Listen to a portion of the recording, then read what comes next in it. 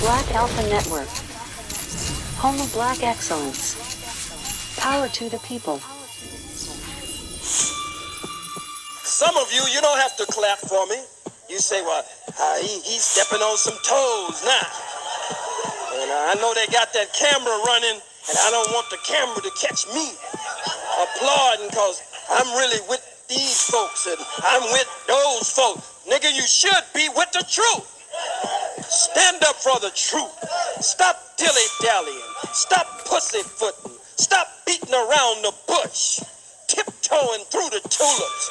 Speak the truth regardless of circumstance. Stand up on the truth. Cradle to the grave. That's your divine responsibility and duty to our people here, generations yet unborn, and to our ancestors who have gone on. That's your duty, and that's your responsibility.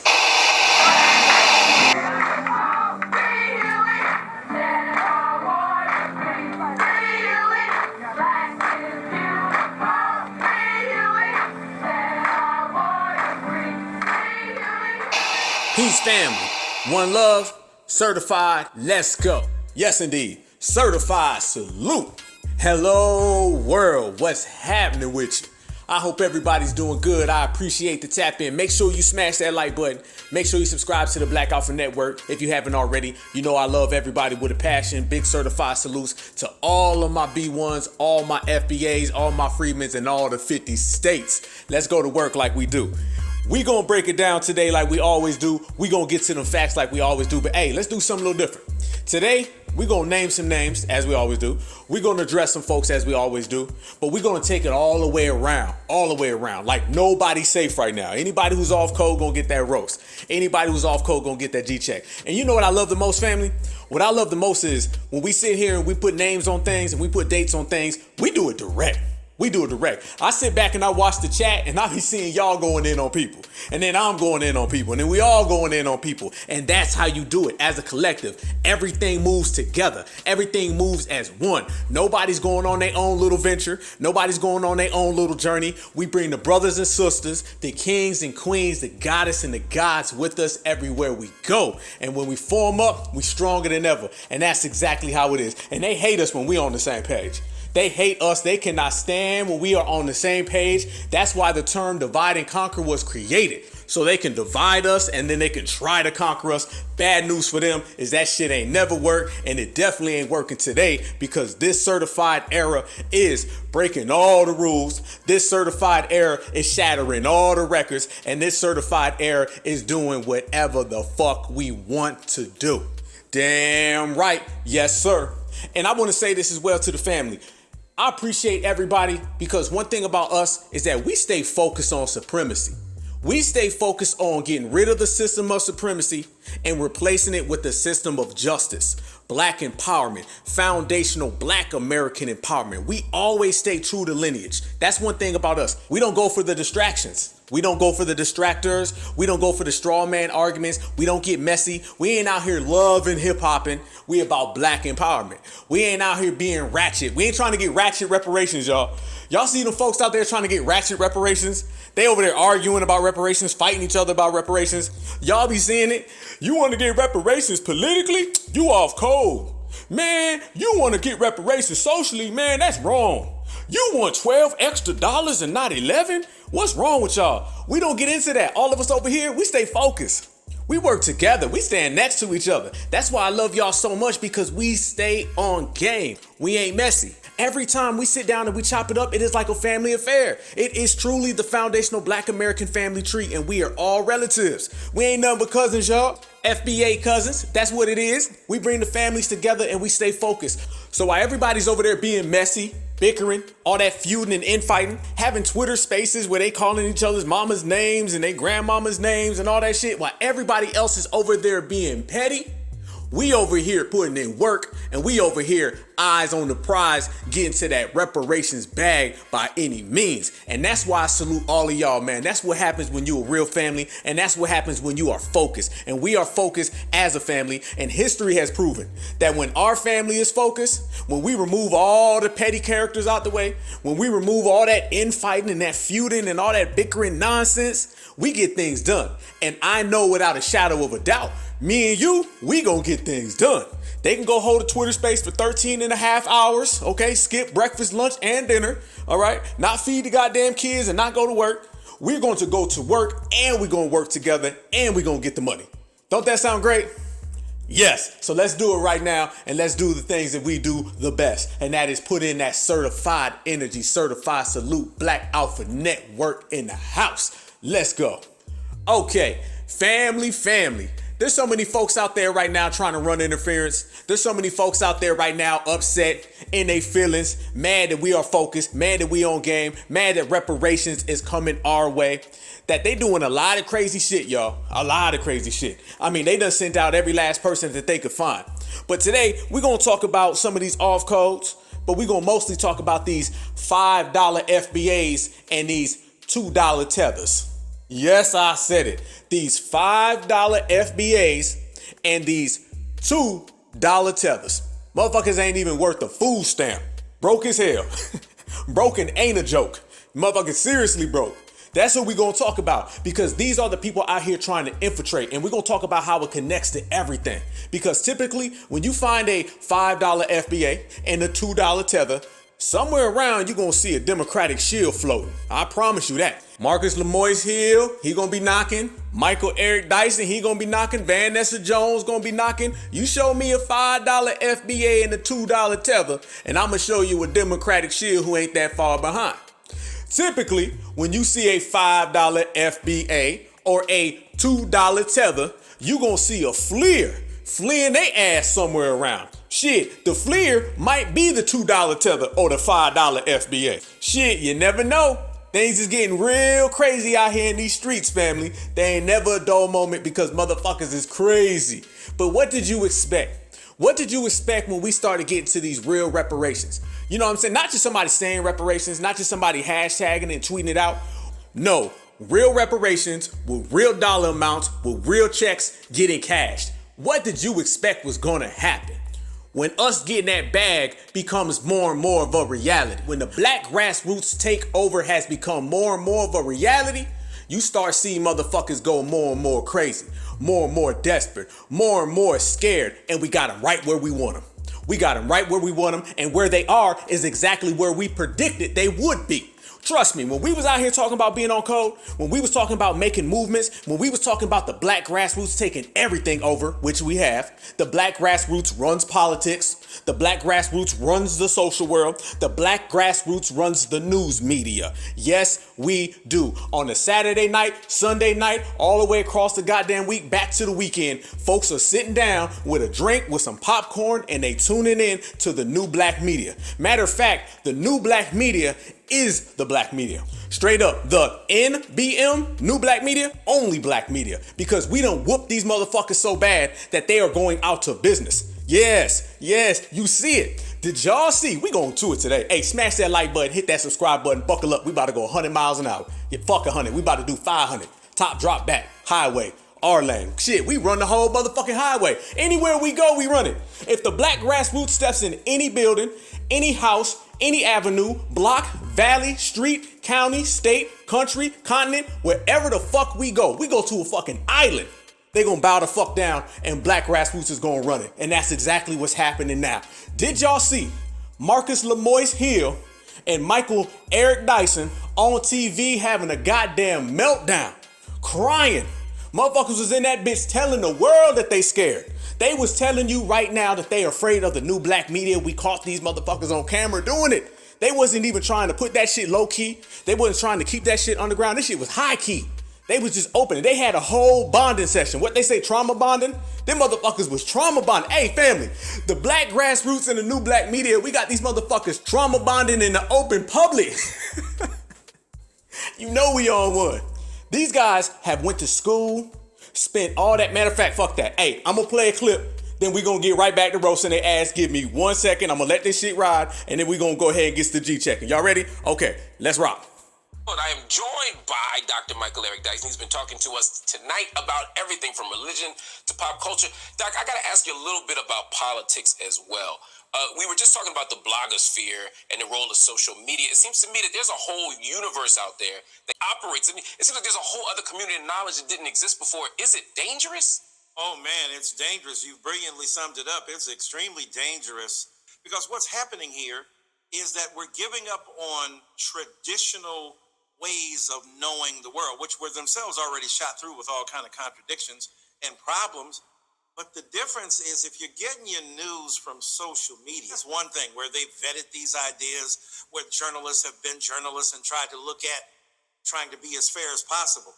But you ain't got none of that kind of constraint going on in the world of the blogosphere. So when you're putting up higher stuff, I mean, it used to be it was bad. Oh my God, they're getting their news from Jon Stewart. Now that looks like I wish Jon Stewart was there to give him. Cronkite. He's like Walter Cronkite now compared to what we're dealing with.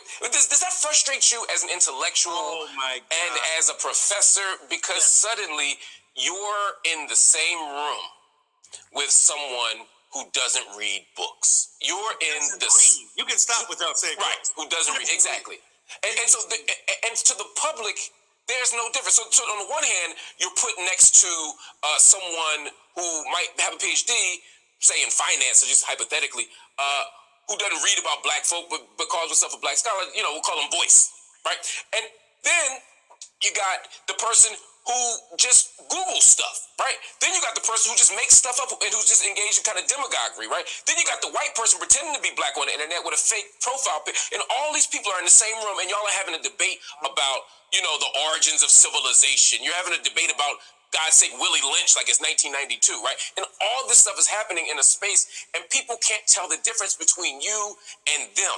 It is astonishing. You've summed it up so powerfully, and it's frustrating and it is bewildering. And it's frustrating and it is bewildering. And it's frustrating and it is bewildering. Damn right. Family, did y'all hear that shit right there? Did you hear it? Is that not every single thing that we have said? Is that not every single thing that we've mentioned? Every single thing that we forecasted and predicted is all happening right now. See, that's the luxury of us. All right. When you're so exceptional, salute to Dr. Claude Anderson. When we're so exceptional like the way we are, we can call things out, sit back, kick our feet up, and watch it happen. Everything we're seeing. If we see a motherfucking coon out here and they trying to sell us out, we're going to say, oh, the dominant society, they about to break that tool real quick. Next thing you know, they break their ass. When we sit here and say that we're going to run these politicians off the block and they're going to lose these elections where they spending millions and billions of dollars, we'll sit back on election night. Shit, we have. Hell, I got broadcast, but we sitting back saying Stacey Abrams is behind by 5 points, 10 points, 20 points, 30 points. Race over. Lost. Because of us. And they know that. And that's why you start hearing these grown-ass men having a public meltdown, trauma bonding, all because they know that they are out of business. Their bullshit is out of business. Their masters that been paying them are all going to get ran out of business, and they can point straight to us, the black grassroots. So family, that's not only in the political world, Stacey Abrams. Hello, Stacey. You're probably listening to this right now on your couch with your W girlfriend as a non-senator of the state of Georgia, figuring out how you're going to pay back those millions of dollars in debt that your campaign wasted, thinking that you was going to fool a bunch of black folks by all lives matter and rainbow and policies that belong to us. We ain't going for that. Ran your ass off the block so you can sit your big ass down and you can see why the black grassroots is in full swing. And the days of the trick bags and con games are over, and we made her the prime example of that. And you could thank us, but you're not welcome. You're welcome to go tell all those other motherfuckers what not to do. Hey, and that's what we doing, family. We making examples out of motherfuckers. The do's and don'ts of fucking with foundational black Americans. Con bags, trick bags, trying to hustle us, scam us, gestures, symbolism, all lives matter, yes we can. That's a don't. That's a you better not motherfucking try it. Your career gonna be gone tomorrow. Your ass gonna go from wannabe senator to sitting your ass on the couch. That's what the fuck happened. And name me one time, family. Name me one time in modern history where we've been making examples out of all these oppositions. Now is that time. And Michael Eric Dyson and Marcus Lemoyce Hill, they are the two newest members to that Coons going out of business list. And we put their names right up there at the very fucking top. See, the problem with them and all of their asses is that they can spend all that money going to journalistic school. They can pay all those degrees because y'all know they represent that boule.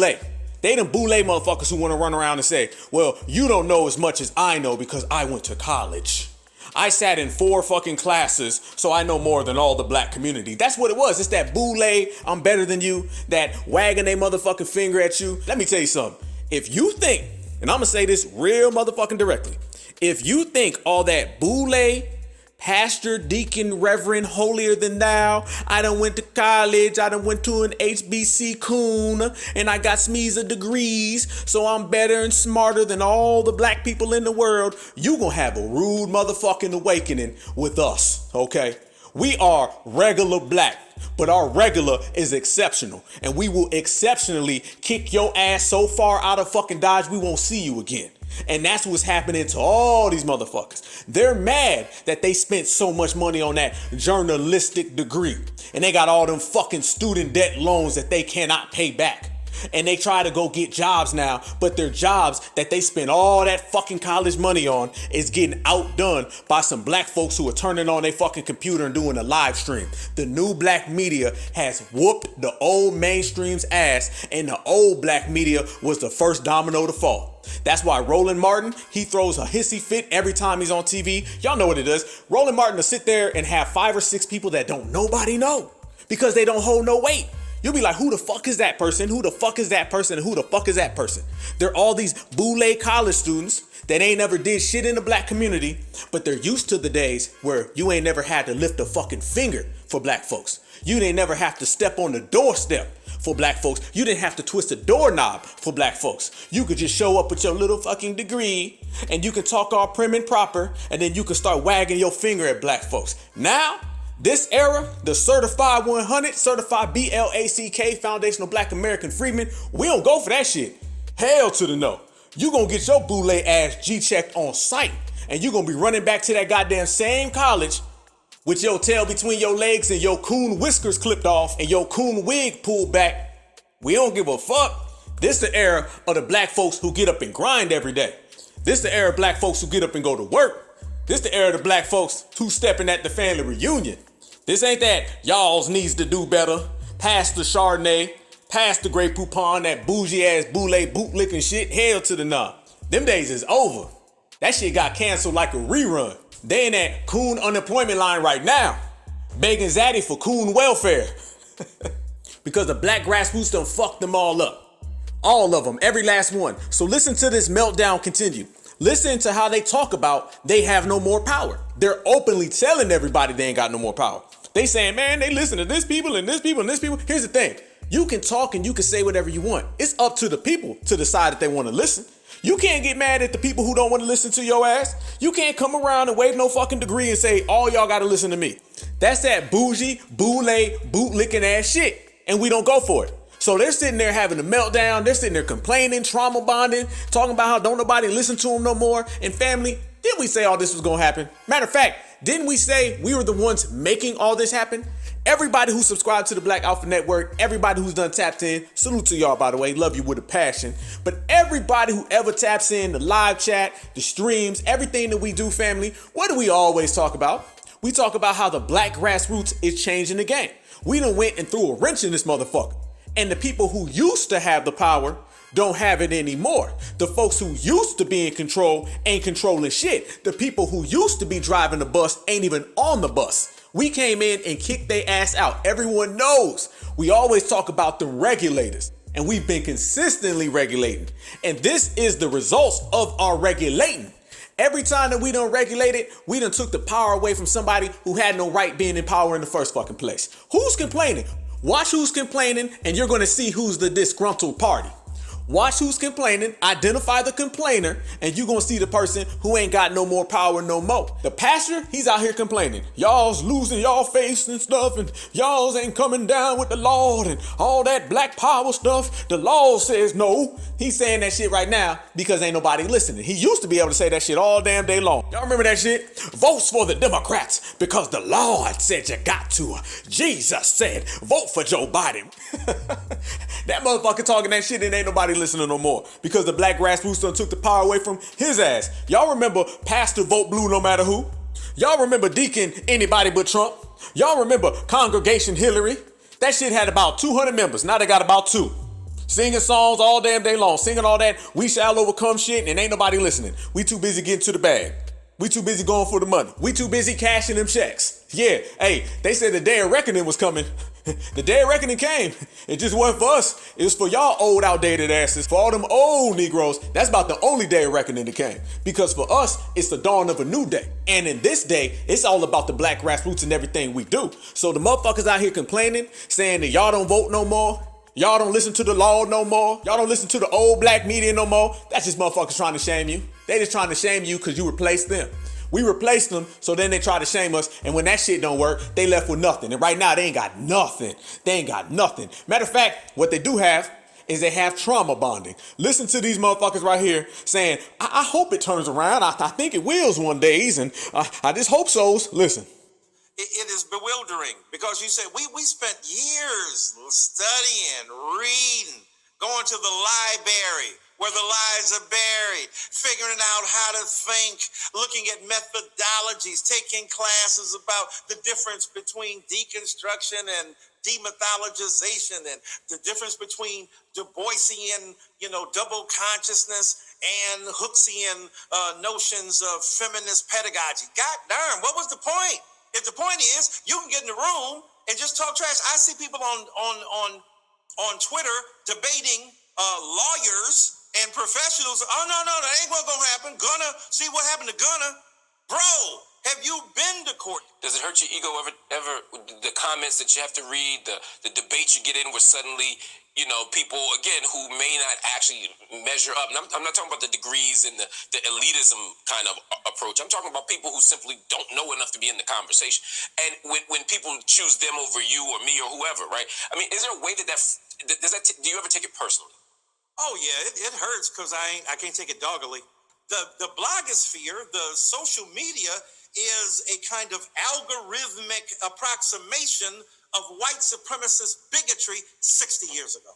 And so when you think about it, god darn, it's an unjust game. So yeah, it hurts because I'm trying to defend people, and then people come up to me and Dr. So-and-so, just call me Michael. That's good. No, we gonna call your ass Coon. And family, I want you to notice how he starts comparing black people to W supremacy. He starts off talking about journalism and the news and the blogosphere, and by the time he's done talking, he's comparing black people to the dominant society. He's comparing black people to supremacy.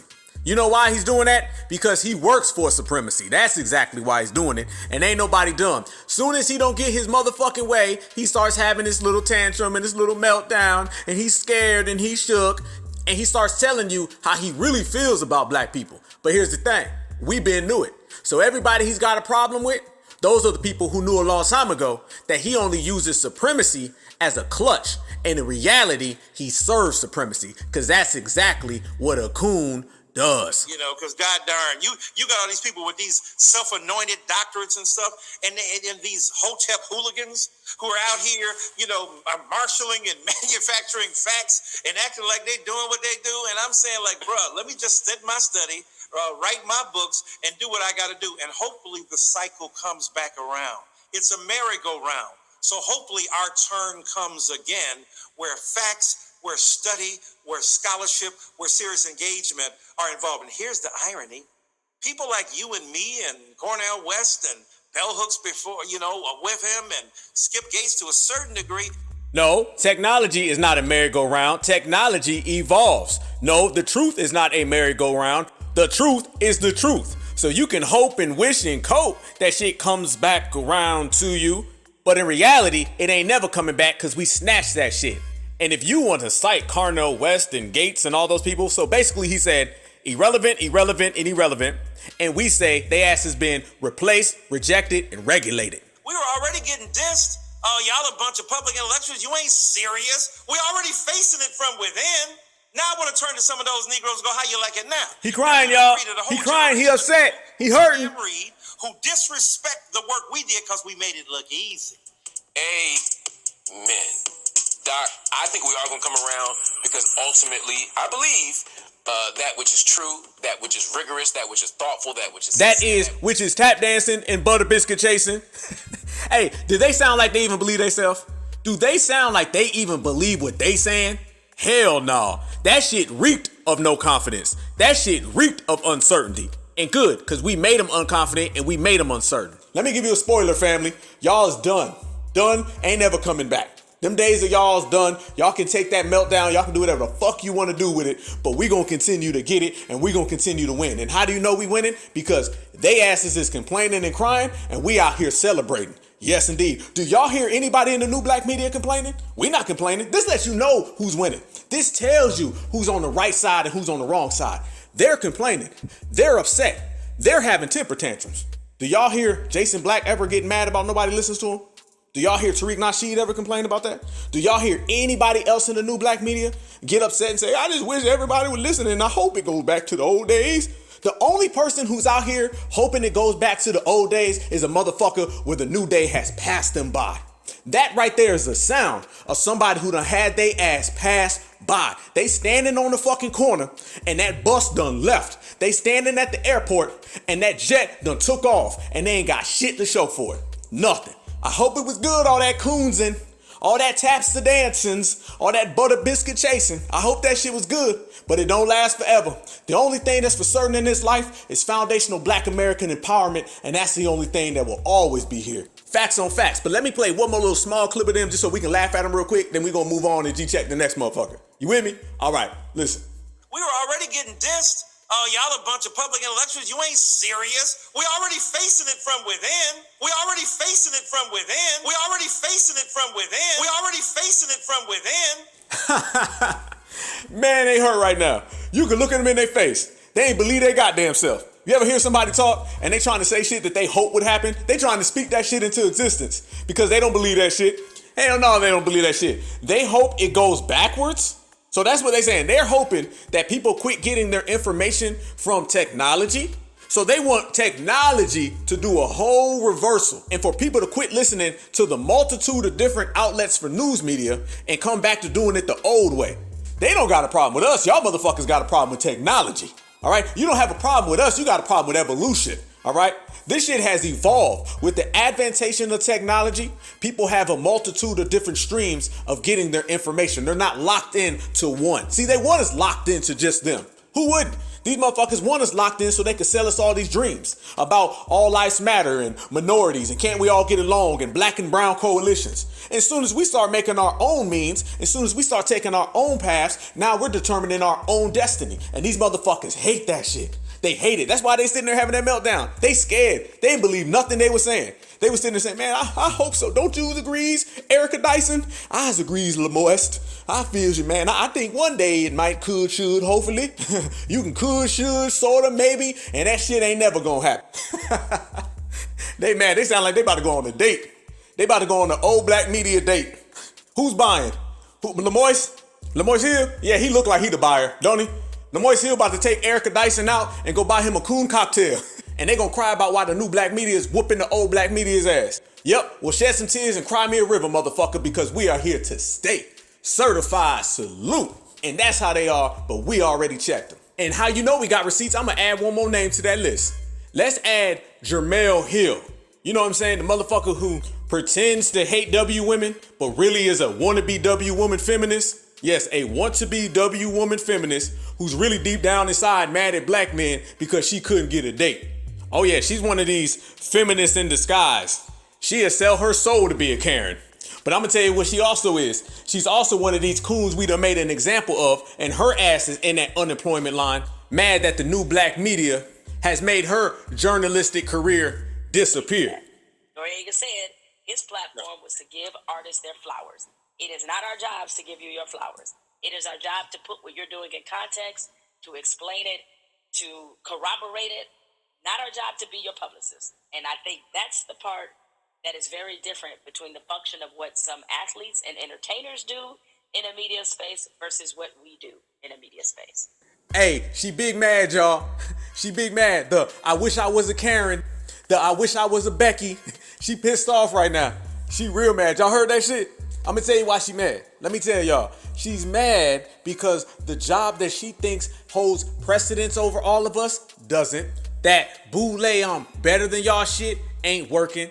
And what she thought she was going to have a career in is slowly going away. And let me say this about Jemele Hill, okay? She's in a real fucked up position. She's a failed bed wench. How the hell are you a failed bed wench? You failed at that. Y'all want to know why she's a failed bed wench? I'm gonna tell you why. Because she can't get in Zaddy's bed. She's one of these motherfuckers who wants to bed wench all day, but she's only a bed wench by name. Because she can't even get into Zaddy's bed. She's a failed bed wench. She's an I want to be a Becky, I want to be a Karen, a feminist in disguise, and a failed bed wench. That resume's fucked up. I see why she mad. She got all the right in the world to be mad. You done failed at bed wenching. The easiest thing to do. These goddamn coon ants should be able to get out of bed in the morning, trip over their feet, and fall into Zaddy's bed. She can't even do that shit. So we see why she mad. We see. Damn, Diamond and Silk done goddamn bed wench once or twice in their life. Stacey Dash done bed winched. Sage Steele done bed winched. How the hell are you a failed bed wincher? You can't even sneak into a motherfucker's bed. Zaddy gonna call the police on your ass. I want to be a Becky, failed bed winch, and an undercover feminist. That's a motherfucking shame. Hey, and here's the thing. She ain't even hiding none of it. All three of those are out in the open. Your bed winching failed. You out here getting outdone by Diamond and Silk. God damn. How the hell Diamond and Silk done bed winch better than you? You behind them in bed winching. You the last in the line of bed winches. How the fuck do you do that? I didn't even know that shit was possible. I thought you'd be at least number 74 or 77. You ain't even make the final cut. How the hell? Hey, she got cut from the bed winching team. God damn. Boy, that's being a loser on top of a loser. That's a whole new breed of fucking failure. God damn. Boy, I'm telling y'all, these motherfucking coons is out here doing some new coonery every fucking day.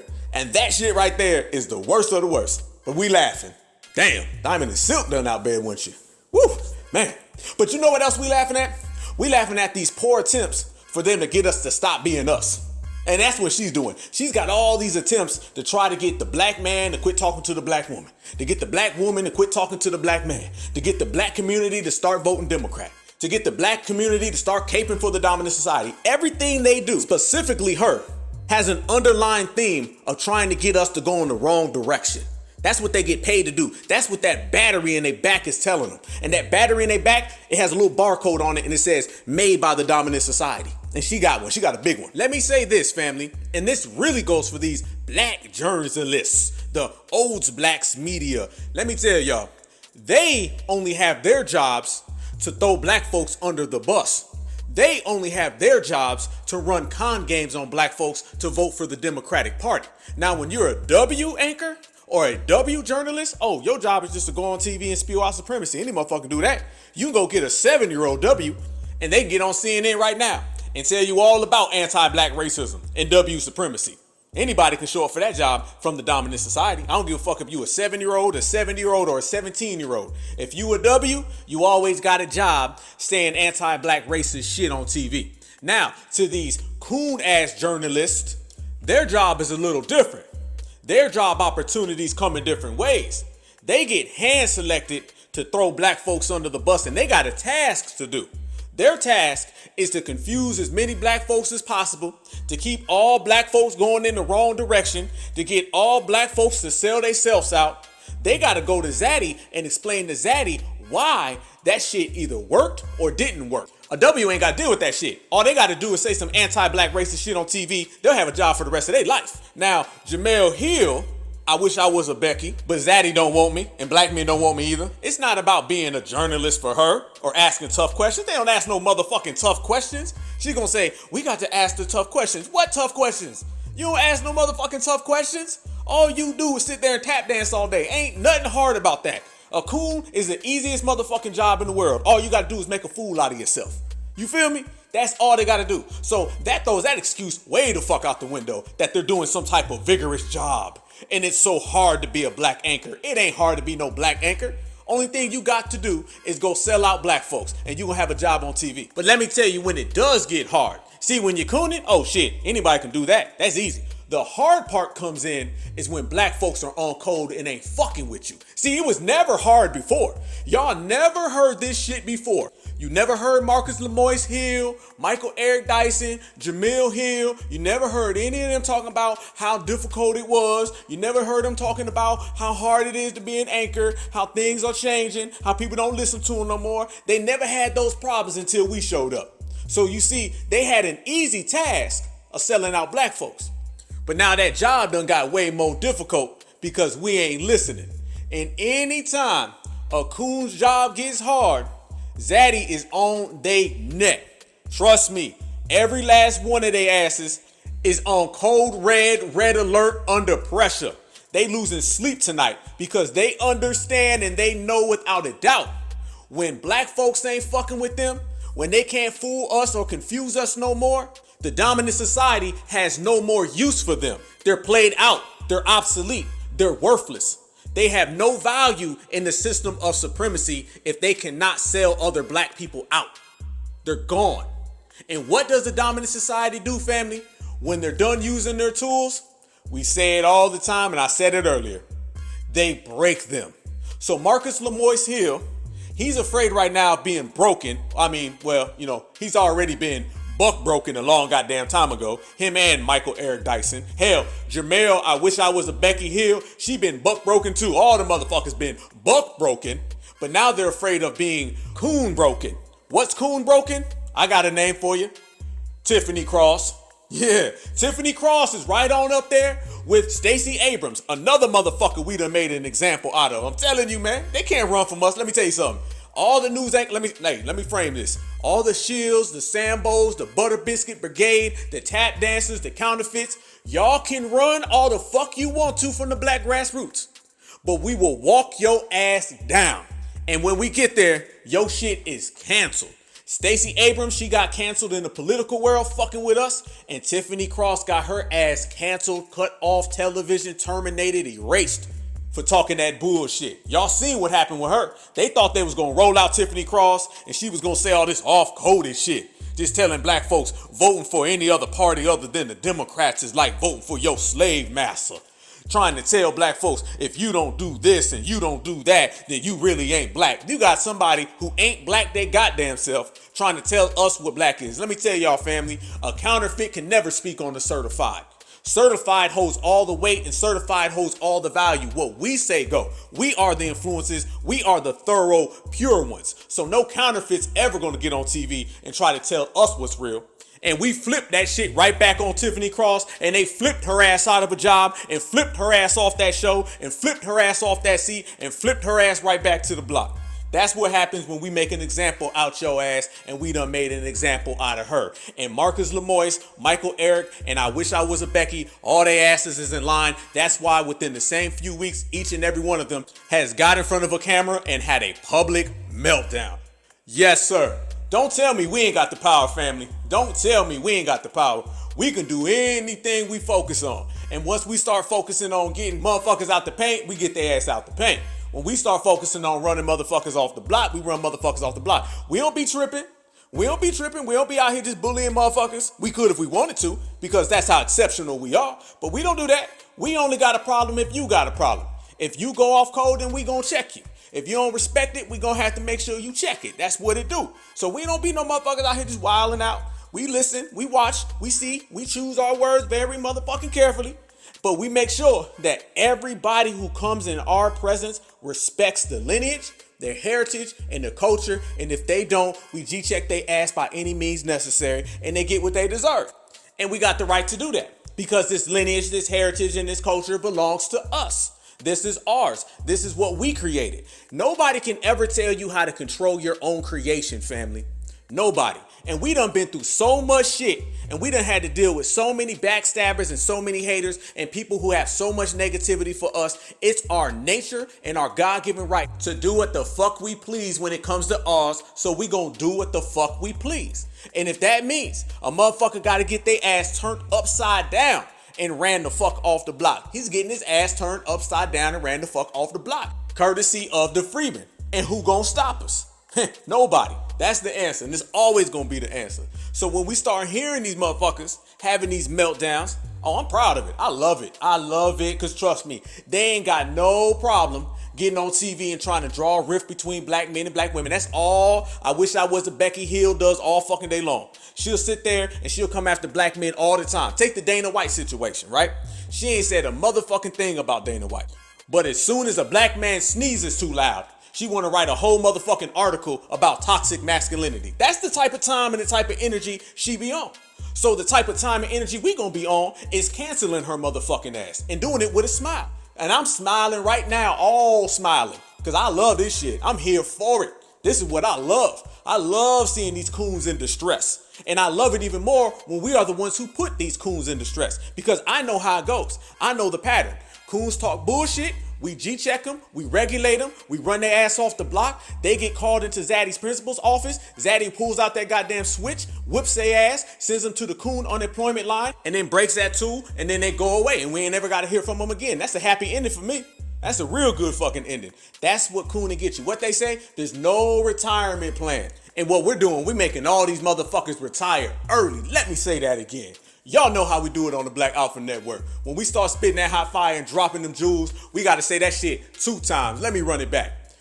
There's no retirement plan for cooning, and the Black Grassroots, we making these motherfuckers retire early. That part. And that's the next step. Michael Eric Dyson looked like he got about 5 months. He got a good 5 months left. He already got the Me Too movement on his ass. The Me Too movement is on his ass all day long. Oh yeah. Michael Eric Dyson had all those accusations from the Me Too movement. He was scared. And what'd he do? He disappeared, and then he quit talking about supremacy. See, he was one of these guys who fake talked about supremacy. He kind of acted like it bothered him a little bit, so he can kind of, misdirect us and make it look like he's an opposition of supremacy. But in reality, he's a affiliate of supremacy. Oh yeah, that's the whole play. Roland Martin, all them guys do that shit. They pretend to act like they're anti-supremacy, but really they working for supremacy. Then they talk all that fake tough shit. I'm tired of all this and all that supremacy. And matter of fact, these motherfuckers didn't even say supremacy until we started saying it, because they would just say racism. They would use the most ambiguous, soft, vague ass terms. Racism, and then they would kind of try to paint it like everybody was racist. It wasn't until, again, the Black Grassroots started saying supremacy. W supremacy. Then all of a sudden they start saying supremacy. Yeah, see, they followed our lead because they have to act like they're black so they can confuse black people. Remember that. The motherfucker running in here and talking all that blackity blibbity black shit, 9 times out of 10 that motherfucker is whoopable white. Okay, and they want to serve the dominant society all day long, but they understand they can never serve the dominant society unless they can play a black decoy, because without their skin tone, they get no access. Without access, they can't infiltrate. Without infiltration, they can't confuse us to go vote for the Democratic plantation. That's the whole play, and we break that shit down one by one. So Michael Eric Dyson, he had all these accusations from the Me Too movement. That motherfucker disappeared, and when he resurfaced, all of a sudden he's talking about drill music and toxic masculinity in the black community. He ain't said nothing about the dominant society ever since. He was going in on Kanye. He skipped over everything in the dominant society. The same way Jamel, I wish I was a Becky, but Zaddy won't date me, Hill. The same way she does. She skips over everything that you see happen in the dominant society. They'll never say nothing about W's. They only focus on black folks. And ain't that something? They focus on us all the time, ignore the dominant society, but tell us that they're fighting for us against the dominant society. Man, you better go pull that shit on the Edmund Pettus Bridge era. They'll hear some bullshit ass lie like that and believe it. We don't believe none of that shit. What I always say right here on the Black Alpha Network, fam. I always say, FBA, we will see your ass from a mile away. You better step your lies up, man, because that shit don't come through our door. It's a new time, a new era, and I'm just happy to be a part of it with all of y'all, man. Love my family every day, all day, twice on Sundays. So as we sit here and we break these motherfuckers down and all the contradictions they do, and that's another thing I wish I was a Becky did. She was the one running around here saying that black men's is really the white men's of the black community. And she was saying how black men don't vote Democrats, so black men are bad guys. That's what she said. That's the type of filthy rhetoric that she was putting out here in these streets. You know how dangerous that type of rhetoric is? And she was also running around here talking about how black men's voted for Trump's and the black's woman has been holding down the Democratic plantation, so they're the good ones and the black man's the bad ones. Instead of saying, no, certified brothers and sisters ain't fucking with none of y'all. But she doesn't understand that because she's a counterfeit. I wish I was a Becky, but Zaddy don't want me. You feel me? Listen, she's in a fucked up position, man. You ever see that? You know it's fucked up when you got some of these black feminists and they really want to be Karen and Becky so bad, but Zaddy don't want them. And then they can't come over here because brothers don't want them either. So they are what I call racially homeless, okay? They racially homeless. They can't go over to the dominant society because they ain't accepted. Black men don't fuck with her because she ain't about shit. And sisters don't like her because she ain't a real sister. So where the fuck she going? She in Sambo Limbo. All that cooning and no home to go to. And that's exactly where the fuck she at right now. Feel me? So that's what she says about black men. Skips over and has skipped over every single crime that the dominant society has ever created. She has more problems with black men who don't vote Democrat than she does for W men who harm black women. Breonna Taylor, harmed by a bunch of W men, she ain't say shit. Atiana Jefferson, harmed by a W man, she ain't say shit. 5 black men vote for Donald Trump, she writes 30 fucking articles. So she's been making the news round trying to get us to stop covering things, trying to get us to quit speaking on things. She wanted to be the only voice so she can lie, so she can front, so she can sabotage and hijack. And we ain't been letting them do that because we speaking our motherfucking mind. That's one thing about us. We gonna say what need to be said and we gonna do what needs to be done. And if they don't like it, then they can sit the fuck down and watch it because they ain't gonna stop it.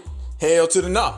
So that's what she's been doing the same way Michael Eric Dyson. So you see all of them have been coming out. Roland Martin, he was coming out talking about, I'm a real journalist. That's what they doing because they don't like the fact that they're being outpaced. They don't like the fact that the black community walks around them.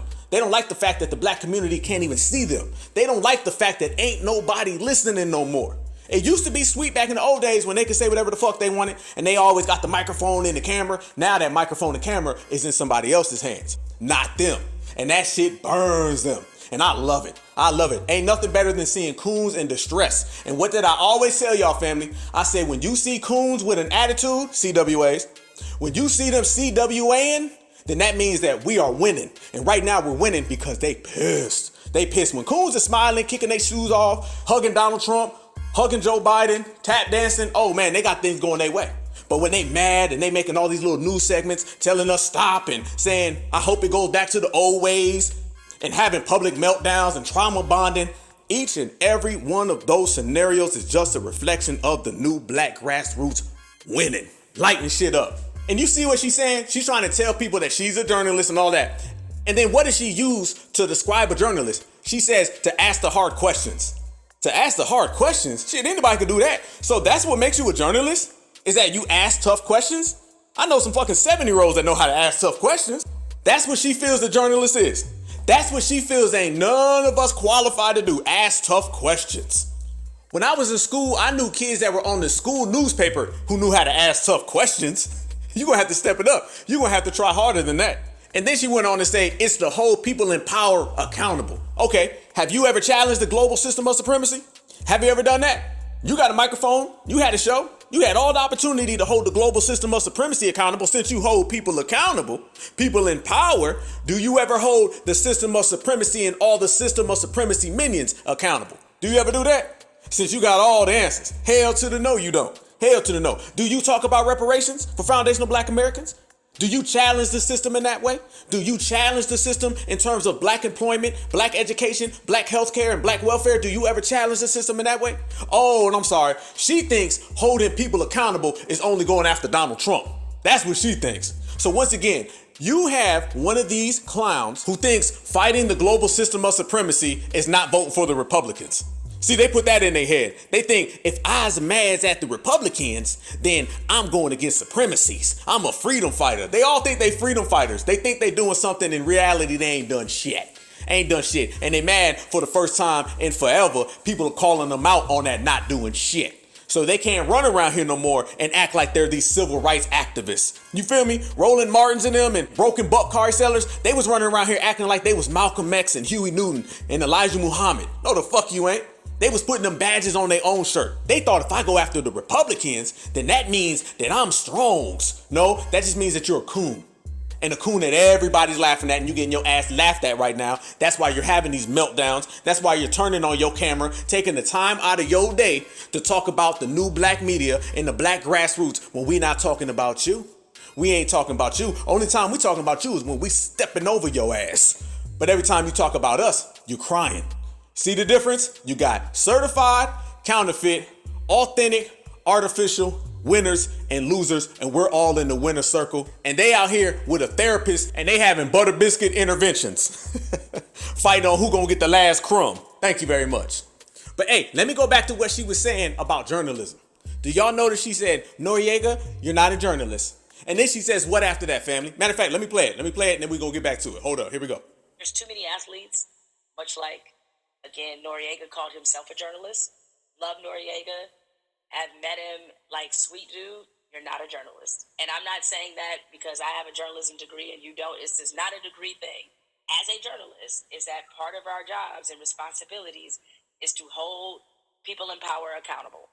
Is to hold, is to ask tough questions. Is to dig at the truth. All of these things are part of the function and core of journalism. And sometimes, a lot of times, those guys don't really do that. She sits there and says, that's our responsibility. We got a strong responsibility to hold them accountable. That's the function and core of a journalist. And you ain't done none of those goddamn things. You ain't holding nobody accountable. You ain't taking no responsibility. Only thing you're doing is serving massa. You read what he writes on the script for you to say, and then you say it. He tells you to do something, and then you do it. He says jump, you say how high, and when your ass lands, the new black media is right here roasting you, and you big mad. Notice, wasn't I just saying that they're upset that all those student loans they was taking, all that journalism shit that they thought they was gonna pay their way into, isn't getting any premiums because the new black media is doing this on their own. They don't like the person who represents the organic side of our community. They're all manufactured. They're all artificial. They're not real. Zaddy done put a battery in their back. They're upset that black men and women are coming from the streets and representing the real plight, the real struggle, the real life of our community. When we talk, we all relate to each other because we brothers and sisters. We represent the family and we replacing them just by being ourselves. We can do 5 live streams right now and every black man and woman in this country is going to rock with us, love us, and respect us more than them. They can't do that. Nobody rides for them. They're not likable people. Nobody likes these people. I mean, who is Roland Martin's fan base, y'all? Who is out here actually campaigning for Jamel Hill? Who's out here really putting it on the line for Marcus Lemoyce? None of these people are likable human beings. Nobody likes dealing with them. Obviously, the dominant society don't fuck with them, and then their own communities don't fuck with them. They outcasted from being black because they always serve the dominant society. And the dominant society don't fuck with them because they just coons. They're like misfits, yo. They're the island of misfit coons that don't nobody like being around. There's not one redeeming quality about any of these people. They yell, they fuss, they contradict, they complain, they throw people under the bus, they make straw man arguments. Other than trying to serve Zaddy, these people have nothing to contribute to anything on earth. And that's why we stay roasting their ass. I'm telling you, nobody's going to bat for Roland Martin. When you start talking about the new black media, oh man, people love the new black media. Our brother Tariq Nasheed gets mad love. Our brother Jason Black gets mad love. Professor Black Truth gets mad love, so on and so forth. And I'm talking about all the brothers and sisters. They all get mad love because they represent the people, and that's what it's all about. These folks, they don't represent the people, they misrepresent the people. And since we're on game and we're on code, now all of that shit is coming back to bite them. Basically what I'm saying is that they're mad, they're angry, and they're upset because they put so much time, energy, and effort into trying to disrupt us, and they cannot disrupt us. They've put so much time, energy, and effort into derailing us, and we on track more than ever. Hey, think about that, family. Their job is to derail the black community, but right now the black grassroots has us on track more than ever. Derail, on track.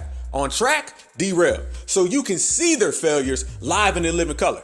And they're mad that they put all that money into all them degrees, and them degrees ain't seen as a badge of honor. We don't view that shit as no badge of honor. Hell no, you out your rabbit ass mind. Let me tell you something. You ain't gonna come around black folks and try to tell us that you're the authority on blackness or your black experience is stronger than ours because you got a college degree. That's basically what they're trying to tell us. They don't pull that shit on the dominant society.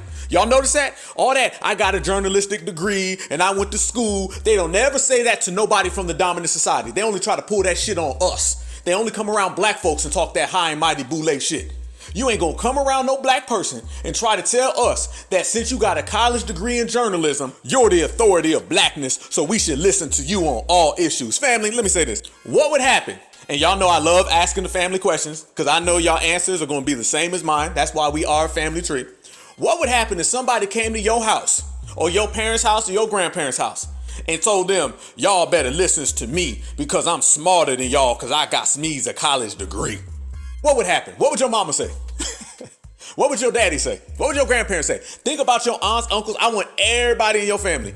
What would they say if a motherfucker walked in your house, one of these boule folks, and they came in there and said, beep, beep, beep, I'm the authority of blackness because I went to school. What? What the fuck would y'all family say if somebody walked in there and said that? What would you say? Would that shit fly at y'all family get-togethers? Would that shit fly at the family reunion? Or would your whole family run that motherfucker clean off the block? I already know the answer. I already know. So that's what it is. It's these high and mighty people who are upset right now that they don't get no dividends for what they thought was going to happen for them. Basically what I'm saying is, for Jamel and Lemoist and all these motherfuckers, basically what I'm saying, they can take all of them college degrees and they can shove that shit up their ass. Because when you speak to the heart of black people will love you. They don't speak to the heart of black people, so black people don't fuck with them. Simple as that. Simple as that. And it's gotta hurt that you spend all those long hours in that classroom, getting yelled at by that dominant society professor, getting laughed at by all them W students, all your W classmates, spending all that money on college tuition and student loans. And all it took was a person from the black grassroots to show up and be honest and real, and they get more love and views than you on every episode. Every episode. Y'all can look at it. Go look at Tariq's views right now, and then go look at Roland Martin's. Go look at him. You're going to see it clear as day. And they don't like that because what Tariq did was he spoke to the people. What Jason Black does is he speaks to the people. What Black Alpha Network does is I speak to the people. And when you speak to the people, you go way further than somebody trying to speak down to the people. You see the difference time and time again. And we did it for free. Wasn't no batteries, wasn't nobody giving us no orders, wasn't nobody telling us what to do because they get told what to do every day. When they wake up in the morning, they get told what to do. And when they go to bed, they get told what to do by the same person with the same complexion. We go out here and we speak our mind, we speak the truth, and we're sincere, and we're speaking to our family. And that's the big difference between all of them. Damn, you don't need to go to no class to get love from your people. You don't need to get a college degree to get love for your people. All you got to do is be yourself, and all you got to do is be real. One thing about black folks, one thing about us, one thing about our lineage. When you show us respect and you keep it real, they will defend you, they will ride for you, and they will go hard for you. That's where the term ride or die comes from. The term ride or die comes from, I'm gonna ride with this person right here because they're sincere, they're honest, and they're being themselves. We don't have to act, we don't have to cosplay. See, that's what all the Tethers do, all the fleers and the fleedmen. They gotta dress like us, walk like us, and talk like us. That's why we be clowning their asses, because we can't fathom that shit. Black folks can't fathom that shit. Don't no FBA wake up and say, let me dress up. Let me go ask Zaddy what to do. Let me go get my marching orders. We don't think like that. We don't move like that. So that type of mentality is so far away from us, we have to roast that shit because it's living in a different fucking time zone. Matter of fact, that shit's living in a different universe. FBA, we are the people who are authentic. Everything we've done has been authentic. I'll go as far to say we are the only genuine 100% authentic lineage, heritage, and culture on the earth. How do you know that? It's because if anybody comes into our culture, heritage or lineage, talking that bullshit, talking that fake shit, we gonna say that's fake. That ain't real. Get that shit out of here. We all about keeping it real. Hell, the term keeping it real comes from us. Anything that has something to do with being authentic comes exactly from foundational black Americans. You know why, family? I'm gonna tell you why. Because our existence has been too motherfucking real to play fake. It wasn't fake when we was out there in them cotton fields. It wasn't fake when we was out there getting brutalized. It wasn't fake when we was out there getting dog sicked on us and sprayed with fire hydrants. Wasn't nothing fake about that. Ain't nothing fake about anti-blackness. Ain't nothing fake about being oppressed. Ain't nothing fake about the struggles that our people have had to consistently deal with for eons right here in the Western Hemisphere. Ain't nothing fake about that. So the fact that every harsh thing that we've had to deal with has been so real, we got real right along with it. We don't know how to be fake. We don't know how to be fake. We got filters in place to run fake motherfuckers out. Like we said, we got codes and terms for motherfuckers who are off code. And we also got codes and terms for motherfuckers who's being fake. One thing about FBA is that we gonna call out cooning and tap dancing. We got 100 different phrases to identify that. And we gonna call out a fake motherfucker. We got 100 different phrases to identify that as well. You ain't gonna run from it. You ain't gonna run from it. Like my homeboy said, I don't know about you, but my life is real. And that's exactly what foundational Black American freedmen's lives have always been. It's always been real. We don't know how to be fake. Not at all. So the moral of the story is, family, is that you can't buy respect from FBA. You can't demand respect from FBA. You can't wag your little boule finger and get respect from FBA. Respect is earned, and you have to earn it. And we got it all over. They are trying to put a price tag on something that is priceless. There's a price tag with being a coon. There's a price tag with being a Sambo. There's a price tag with being boule. There ain't no price tag for being a certified foundational Black American freedman. It is priceless. And notice how phony they are. She said it ain't about having a journalistic degree just because I have one and you don't have one. They love doing that shit too. Well, you know, I have one and I know you don't have one. Now, if you had one, maybe you understand. But it's not about that. It's just that I'm smarter than you. They love being backhanded and backdoor. Man, FBA don't play that shit. You come around us with that phony shit and see if you don't get your ass embarrassed. And that's why she's embarrassed. Why would she even bring up the fact that she has a journalistic degree and he doesn't? That shows you that she feels because she has one, he can't be an anchor. And mind you, she said athletes too, because you're seeing that in the sports world. All those little athletes like Stephen A. Smith or Stephen A. Sambo, Charles Barkley, that sit around all day long and talk all this bullshit about people. Now you're having a lot of athletes who are starting their own shows so they can counter that. So once again, you never hear this from the dominant society. You got a bunch of W athletes. They start their little podcast. You don't hear Dan Rather saying you're not a real anchor. You don't see Bill Riley saying you're not a real anchor. You don't see that because they all spew supremacy. You understand? It's only these Black journalists who are having a problem with these athletes who are starting their own podcast so they can be a part of sports media to counter all the bullshit that Stephen A. Sambo talks, and rappers who are starting to become a part of hip hop media so they can counter all the Adam 22s and the DJ Vlads, all these W's who come into our community, start podcasts and become hip hop media. They don't like the fact that Black men who are actually rappers in the past are going into Black media, and now they're getting challenged by a blackface instead of being able to dominate it as a culture vulture. But it's all rooted in supremacy. Mind you, those sports journalists, they sit there all day long and spew anti-Blackness on Black athletes. Those hip-hop culture vulture journalists, they sit there and spew anti-Blackness on all the rappers and the singers and every goddamn body. And these political journalists, they sit there and they spew anti-Blackness on the whole Black community. So no matter where you look, no matter where you see it, whether it's a W culture vulture or a Black tap dancer, you're going to see anti-Blackness all throughout media. And now there's a counter voice and they cannot stand it because they're used to having the full control. As a matter of fact, speaking of all that hip hop media, the majority of hip hop media aren't even Black people. Now, hip hop is a Black culture rooted in foundational Black American existence, rooted in foundational Black American creation, rooted in foundational Black American energy. But yet 99% of the media is a bunch of W's. And then they come and they try to tell Black folks what our issues are. DJ Vlad has sit there all day long and talk about every single issue in the Black community. Hell, he's talking about reparations. And he'll go get the most ignorant rapper in the world to come on there and say, I just think that reparation, man, what you got on my phone, homie? Motherfucker can't even articulate their goddamn self. And he know what he doing because they understand. Let me go get Pookie Loc, who's a rapper at 17 years old. He's high off of lean and he smokes all goddamn day. Let me go ask him some political questions because I know goddamn well he can't answer it and he can't articulate himself. So it gives us a bad message. It makes the message look very fucked up. That's exactly what they do and they do it on purpose. Lil Boosie, they gonna bring Lil Boosie on and start talking about politics. Lil Boosie is a consistent contributor to DJ Vlad talking on Black issues. Faison Slug, that was on Vlad. Michael Jai White, when he was defending Joe Rogan, that was on Vlad. He don't never bring on nobody solid. He don't never bring on nobody solid because that's not the intent.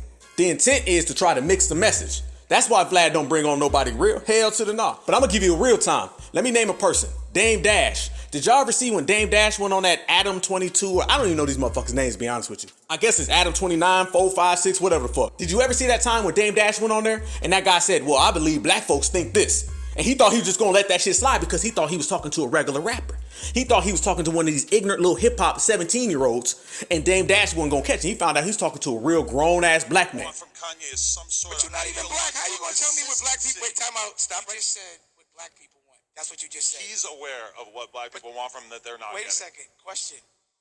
How crazy does it sound for a white man to tell a Black man what Black people want? I don't think it's important what race I am when I say that. I'm saying what I think from observing public discourse. I think that there's a level to which people are unhappy with Kanye, primarily because of his support of Donald Trump. Adam, I'm a black man with a question.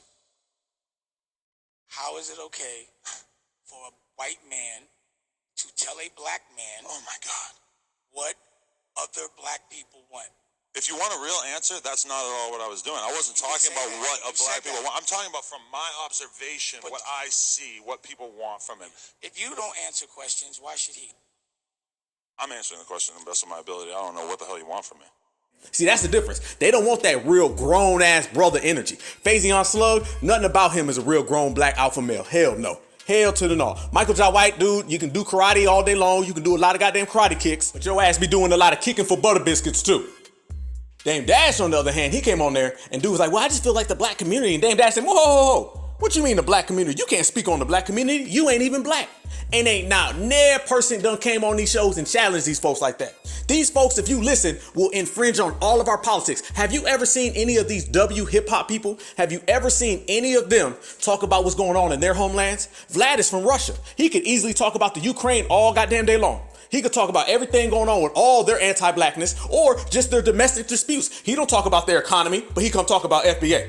He don't talk about their crime rate, but he talk about FBA. He don't talk about their marriage rate, but he talk about FBA. You got W's who are not even from America speaking on foundational black American culture. And I'm not just talking about hip hop. See, hip hop has become a vessel for folks to come in and start dancing. And then the next thing you know, they start sliding into everything else we do. That's why they should have closed the door on hip hop back in the fucking 90s. All the CEOs and the rappers in the 90s, they was running around here talking about something, man, hip-hop bring the world together. Man, I went to a concert and I seen black folk and white folk and all these different races. Man, hip-hop is the best thing in the world.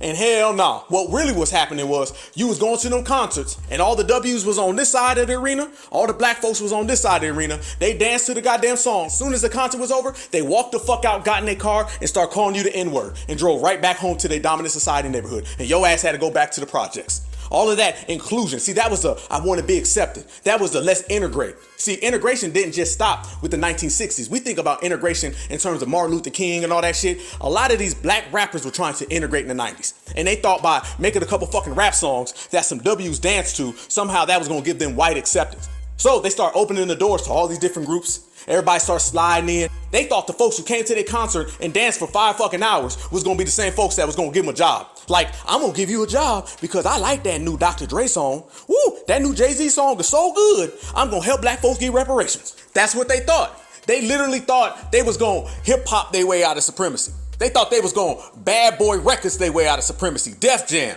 They thought they was gonna lean and rock their way out of supremacy. They see 5 W's in the crowd and then they turned into some kumbaya type shit. And that allowed them to let everybody in. Next thing you know, all the journalists, all the writers, the whole media, all the anchors are all W's or all non-FBA. So this is where you get your other $5 FBA. See, you got to understand, when you start talking about a $5 FBA, it ain't just these tethers coming from the diaspora. No, it's a lot of W's from the dominant society. Same way they did with the Indians. How they would go down and they pay $5 so they can get put on the Census Bureau and collect all the tangibles and reap all the benefits. That's the same thing that happens today. And it started with a lot of these old rappers and old CEOs being on that kumbaya-ish and allowing all these others into hip hop. And they took that from hip hop and then eventually they took over hip hop. Not to mention, they were already the ones up there cutting the checks. They was already the ones running these record labels. And then next thing you know, you blinked and they ran every aspect of hip hop society to the point now you got people like DJ Vlad or Vulture Vlad sitting down talking to young black folks, telling them his version of hip hop. That's why you don't get the real versions of hip hop. You don't get the real versions of hip hop music. You get these watered down, broken down, $5 FBA dominant society versions of hip hop. They're sitting there telling them about our history. You got a W man from Russia telling a black kid from America how hip hop was created. Who are the pioneers? Where it originated at? Like he's the authority of knowledge. And don't none of these rappers go on there and check him. Because guess what? If you was a real certified, they just won't let you on. So this whole generation and all the youth right now, they're getting sold a falsified story of hip hop, and it's coming from non-FBA, tethers, $5 FBAs, culture vultures, everybody except the people who are indigenous to this heritage. That's what's happening right now, exactly. So there's a lot of things where they say these young rappers don't respect the older rappers and all that, and there's some truth to that, but I'm telling you, a lot of that comes from there ain't been no real outlets of older OGs holding things down, because all the older OGs, from the CEOs to the rappers, have been pushed out of the game, and they've been replaced by all these W's. That's why. If you want to know why there's a disconnect between the young rapper and the old rapper, tell me where the older rappers were able to actually tell the real story and were able to actually have a presence. Instead, you got these non-FBAs coming and trying to tell you, man, they broke now. They ain't got no damn money. All the old rappers is dusty. Have you heard that from any other genre? No, it's Tethers and $5 FBAs who are saying that shit. And the young rappers who don't know no better, they're getting sold that version of hip hop where they think Tethers created hip hop. They think DJ Vlad is Russell Simmons. They think Adam 22 is Suge Knight. As a matter of fact, listen to what you hear about the Suge Knights of the world. It ain't ever good. Listen to what you hear about the Dame Dashes of the world. It ain't ever good. Listen to what you hear about the Master P's of the world. It ain't ever good. Master P's boy just came out and said, man, he don't do nothing for us now. They had a whole thing about that. Master P is one of the pioneers of Southern hip hop. This man owned his own label, owned his masters back in the 90s when that wasn't happening. But yet the youth ain't hearing that positive version of him. The youth ain't saying, let me walk in Master P's footsteps. No, they getting told by DJ Vlad that damn Puerto Ricans started hip hop, that it comes from Jamaica. Notice he never said this about an older black person. See, black folks who are older, they know what happened. They were there. They're not going to sit there and hear some $5 FBA, somebody who comes over here and acts like they're a part of our culture and just blends themselves in with us. They're not going to allow nobody to pull that shit. That's why all these Busta Rhymes and Fat Joes, y'all notice they popped out of nowhere recently talking that old school hip hop shit. They were never saying this shit in the 90s. They were never saying this shit in the early 2000s. They waited until now. They waited until the younger generation became rappers. They didn't say this during the older generation. So basically what I'm saying is they waited until all the pioneers left hip hop, because remember, pioneers in hip hop, they didn't stay. They didn't stay. They didn't sit there and create generational wealth. They didn't sit there and own it. What they should have done back in the day, every single pioneer of hip hop, every record producer, every rapper, anybody in the backstage writing the contracts, they should have put a damn FBA flag right next to hip hop, and we wouldn't have none of this issue. They should have put FBA owned, FBA created. Everybody wants to talk about how we don't own music no more. You know why? It's because them older generation rappers, them older generation producers and music execs, they never took ownership over it. Look at the difference between Michael Jackson and Prince. Michael Jackson and Prince, they talked about owning that shit. Michael Jackson and Prince went and they started to own shit. We all know what Michael Jackson did. Michael Jackson faced threats to go ahead and own his catalog, and then he owned everybody else's catalog. They understood the importance of owning your masters. They understood the importance of owning everyone else's masters. They understood the business, and even more so than that, they understood the importance of being black owned. When was the last time you even heard the term black owned in the music industry? It used to be the first black owned record label, the first black owned hip hop label, the first black owned R&B label, neo soul label. Everything had black owned in front of it. But then all of a sudden they quit saying that shit. And now you see W own this, W own that, Tether own this, Tether own that. The whole hip hop media has been taken over by non-FBA. So the rappers should have learned from everybody outside of hip hop. Outside of hip hop, they was trying to own everything. Inside hip hop, they was talking about, we bring everybody's together. I got 5 W's who work with me. I don't care what color you is, as long as you worried about hip hop. If you a part of this culture, everybody can be a part of this culture. Music has no face. That type of shit. Have y'all ever heard anybody in country music say everybody can be a part of country music? Y'all ever heard that? Y'all ever heard anybody in bluegrass? You ever heard anybody in salsa say everybody can be a part of it? You only hear that shit, and you've only heard that shit when it comes to hip hop or black music. Only black music puts a goddamn everybody can come in sign on the front step. Only black music. And then everybody came the fuck in. And now you look, half these rappers ain't black no more. And if they are black, they're not even foundational black Americans. All the media, all the record labels from top to bottom are all W's. That's because of that everybody can come on in. Hip hop unites the world. So this is why you have Vlad sitting there trying to brainwash our youth on who really created hip hop, because that older black man's not there to check that shit. Trust and believe. If Tupac Shakur was around, that wouldn't be going on right now. How many of y'all think Tupac would be sitting there letting somebody like Vlad or Adam 22 tell everybody what black folks is thinking? How many of y'all think Tupac Shakur would allow that shit to go on? Hell to the no. And that type of energy, they got out the music industry, and then they brought in a bunch of tethers who gonna tap dance all goddamn day long.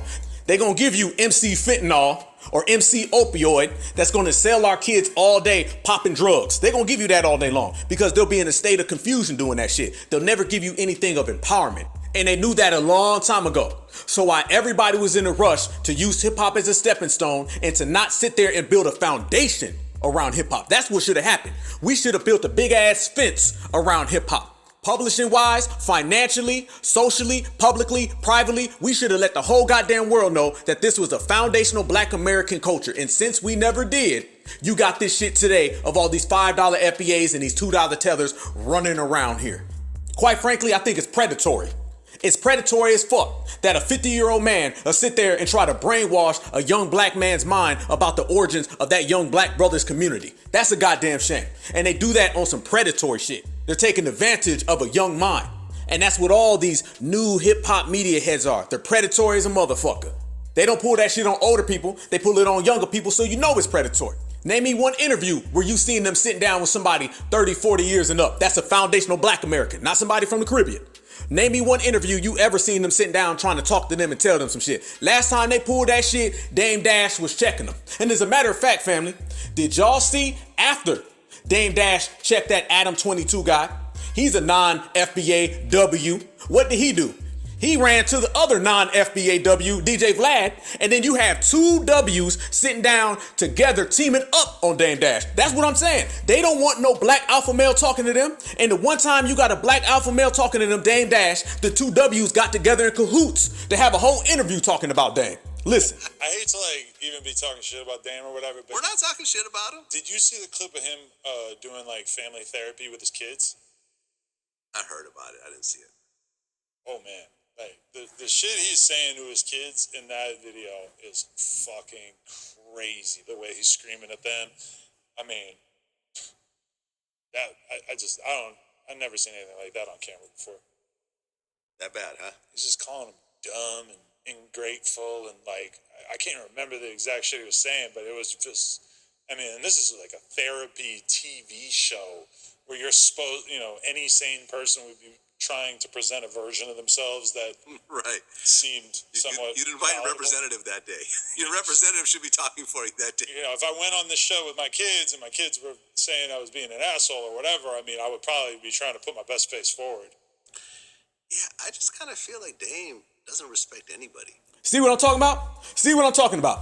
Now, if they're sitting there talking to a young rapper who don't know no better, or if they're sitting there talking to some foreigner, somebody who's not even from foundational Black America, they'll sit there and talk to them all damn day long. Soon as Dame Dash checked this W, he ran to his W friends, and then they had a whole hit piece and slander on Dame Dash. You see how the fuck the game goes. It don't matter where they're from. At the end of the day, they're all race relatives. And they will side together as the dominant society against any Black man who has that Black alpha male energy. Dame Dash checked this W and he ran quick as hell to the other W so he can go cry on his shoulder, and they put out a whole piece on Dame Dash disrespecting him. Oh, he calls his kids dumb. He calls his kids this. Why don't you talk about what's going on in your community? You see how he's throwing darts at a Black father? You see what I'm talking about? This is what you get with these $5 FBAs. A $5 FBA who comes from the dominant society is the worst one. That's the worst one. I know we see the ones from Jamaica, and we see the ones from Trinidad, and we see the ones from Panama. I'm telling you right now, they're all $5 FBAs, but they ain't nothing like a $5 FBA from the dominant society. Hell no. So not only did they have a problem with Dame Dash calling their ass out, because that's what it's about. It's not about Dame Dash is bad, Dame Dash is a mean guy. That's all just a cover. In reality, they're saying Dame Dash is not allowing me to be a culture vulture. And if you see a culture vulture, 9 times out of 10, you're going to see a $5 FBA. If you see a $5 FBA, 9 times out of 10, you're going to see a culture vulture. That's why on this episode of the Black AlphaCast, we're going to break down not only the $5 FBA and the $2 Tether, we're going to break down all the other groups that are associated with them and all the other groups who are attached to them. Damn right, because when you see one of them, you're going to see a Democratic shield somewhere in the building. You're going to see a Fleedman somewhere in the building, a Fleer somewhere in the building, a Butter Biscuit Chaser in the building, a Tap Dancer in the building. You're going to see a Sambo, a Coon. Somebody is going to be real close to a $5 FBA and the $2 Tether because they all work together. That's why you see these two culture vultures throwing a whole hit piece segment on our brother Dame Dash, because a powerful Black man or a powerful Black woman is their worst nightmare. Now think about this. What have these guys done in hip hop to even speak on Dame Dash? What have they ever done? What have y'all ever done? Y'all come from the dominant society and try to come into our community and try to speak on our community and try to call shots. That's why you don't bring them into the community. They don't know how to come into the community and sit there and be quiet. They don't know how to be a guest. I remember they were saying these folks were guests in the House of Hip Hop and everybody was getting mad about that. That's why exactly you call them a guest. Because if you don't tell them they're a guest and you don't make them sit their ass down, within the next 2 days, they're going to start acting like they own the place. They're going to try to tell you what to do. They're going to be trying to give you all the rules. That's what it is. The dominant society never comes into any circle and doesn't try to colonize it. The same way they try to colonize a country, they try to colonize a continent, they're going to try to colonize hip hop. They're going to try to colonize your heritage. They're going to try to colonize your lineage. And it starts with culture vultures and it starts with these $5 FBAs, the W supremacist version. And that's what it is. You have your $5 FBA Tether version, your $5 FBA Fleer version, your $5 FBA Butter Biscuit version. But either way, it's going to be just a different version of the same shit. And that's what these two are. They're just the culture vulture version of a $5 FBA.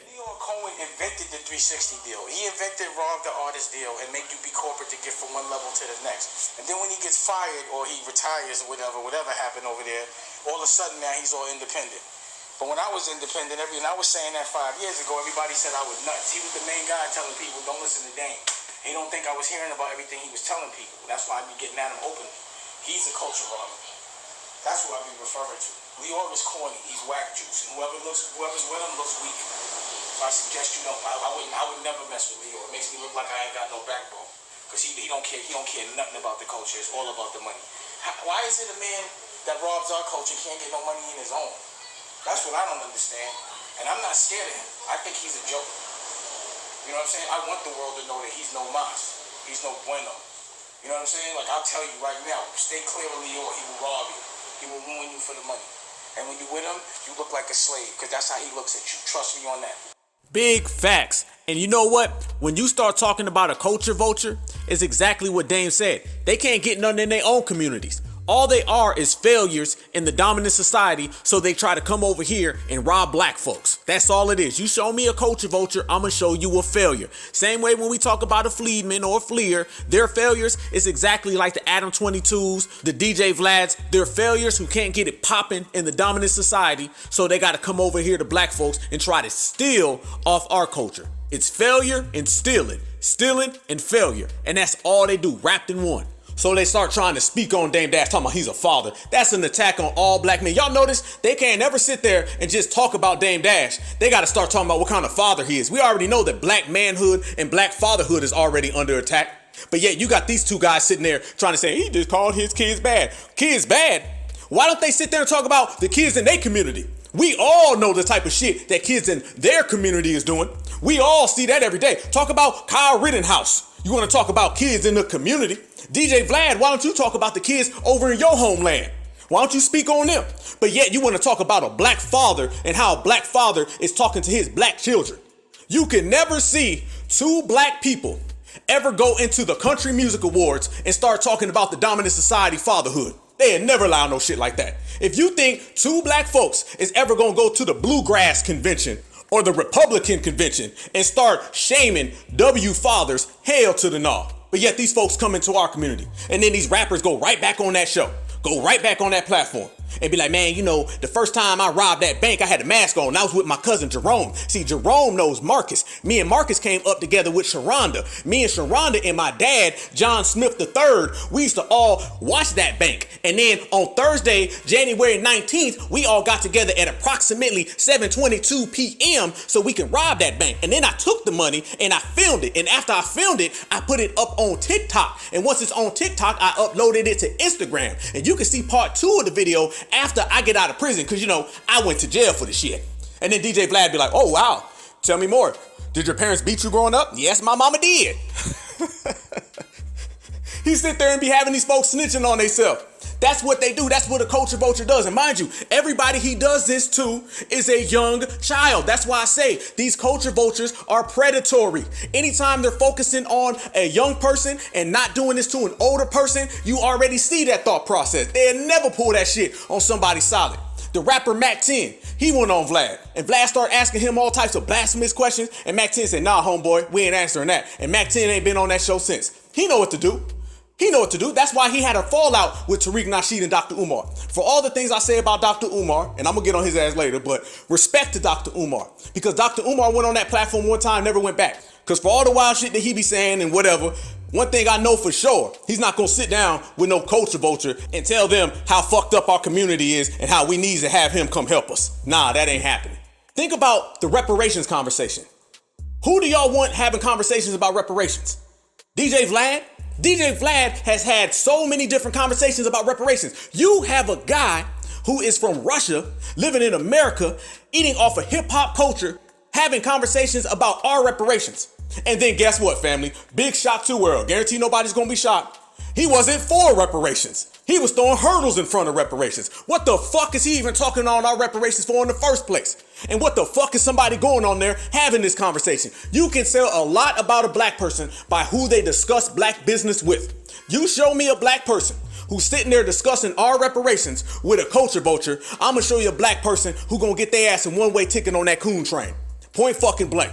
So he's sitting there having conversations about our reparations. This is why you don't let these people in the house. This is why you close those doors. And this is why you put up that no trespasser, foundational black Americans only sign. And if they don't like it, fuck them.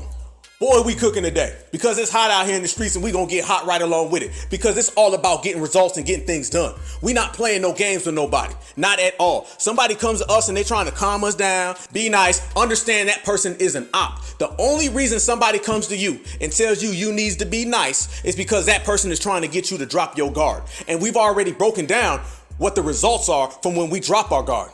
We already broke down what happens when we get too nice. We've already broke down what happens when we open that door and allow anybody to come in. We need to get some bouncers. You feel me? We need to get some bouncers like we at the motherfucking club. Can we please get some certified foundational black American bouncers, some enforcers who sit by that goddamn door all day long and check motherfuckers' ID? Can we please have that? Family, anybody out there who's about that life, let's do that. Let's get some foundational black American freedmen bouncers and they can sit at that FBA door all day long and see who deserves to come in and who deserves to get their ass kicked the fuck out. Once we get that type of thing established, trust me, there'd be no more $5 FBAs. Oh no, and the only reason a $5 FBA exists is because motherfuckers was letting them come in for $5. Let me tell you this, for my lineage, my heritage, my culture, oh, it's priceless. So if you think $5 is enough to get your name on this Freedmen Census Bureau, you got another motherfucking thing coming. Yeah, there's no price that you can put on it. So a $2 tether, you're not gonna come and say, here's $2, family. I am now officially a freedman. No, the fuck you not.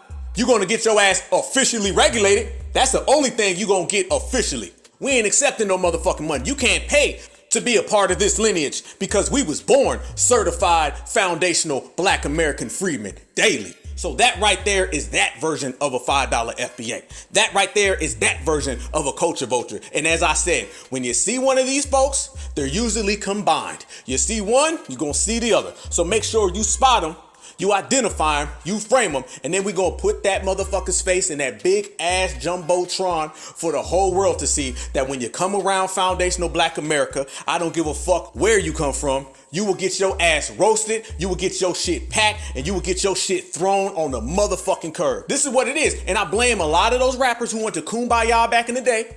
And I also blame a lot of those rappers who said, well, hip hop is a young man's game and it's just a stepping stone. See, a lot of these guys wanted to just step through hip hop and become a movie star. And ain't none of them became no damn movie stars. Instead of actually saying, I'm going to own hip hop, I'm going to create record labels, I'm going to leave something for the next generation to build off of. There should be record labels all across this country. And it should all be foundational black American owned. What record labels did the older generation leave to the younger generation? They didn't, because they thought in their rabbit ass minds that they were going to just walk through hip hop and it was going to catapult them to another platform. They all thought they was going to be movie stars. Let's be honest. Let's be real. All of those old rappers thought that they were just gonna rap for a few years and their asses was gonna be movie stars on the big screen, and it never happened. So while they were sitting there thinking they're gonna use hip hop music as a stepping stone and not actually own it and not actually create generational wealth or generational organizational opportunities for the youth to take advantage of 20 years later, they just said, well, I'm gonna use rap for about 10 years and then I'm gonna go make movies. First off, none of their movie careers took off. They didn't have no top 10 summer blockbuster movies. Ain't one rapper that had a fucking top 10 summer blockbuster movie. Will Smith, man. maybe. Okay, all right. Other than that, ain't nobody had none. So all those grandioso ideas of I'm gonna be a movie star and I'm gonna leave rap alone and I don't need rap music no more, that type of shit became a fallacy. And what they come to find out is that if you don't own your music and you don't own your record label, there's nothing to pass down, and that shit ends up going to another community. And trust me, they all sat back and watched. That's why we call them vultures, all right? A culture vulture. What does a vulture do? It flies around and it just waits. A vulture got all the time in the world, family. Trust and believe. While they was out here saying they was gonna do this and that, and they don't need rap music no more, and hip hop is gonna unite the earth, and hip hop is gonna get rid of supremacy, and we all the world. While they was talking all that shit, them vultures was just waiting. And they was like, shit, I got 5 years, I got 10 years, I got 20 years. You think it's a coincidence that all of a sudden, within the last 10 years, all of these all these W-owned publications have taken over all of hip-hop media, and they've taken over all the hip-hop record labels? Everybody talks about the rappers and the artists you don't see no more. Let me tell you what you really don't see no more in hip-hop. You don't see the old CEO. The CEO is gone. Think of every single black record label in the 90s, and you could think of the black CEO who ran it. And they ran his ass out the game because, once again, they thought they was uniting the world, and they thought hip-hop was going to be the savior for the earth, and they thought they was going to lean and rock their way out of racism, and they got lean and rock the fuck out of Dodge. Rockefeller Records. You seen what Jay-Z did to Dame Dash. Got him all the way out the paint. Death Row Records. Snoop Dogg just had to get the rights back to that. That was owned by a whole different company. Yep. Do y'all know who owns Tupac Shakur's estate? Let me just tell you, it ain't a Shakur. It ain't a Panther. It ain't a black person.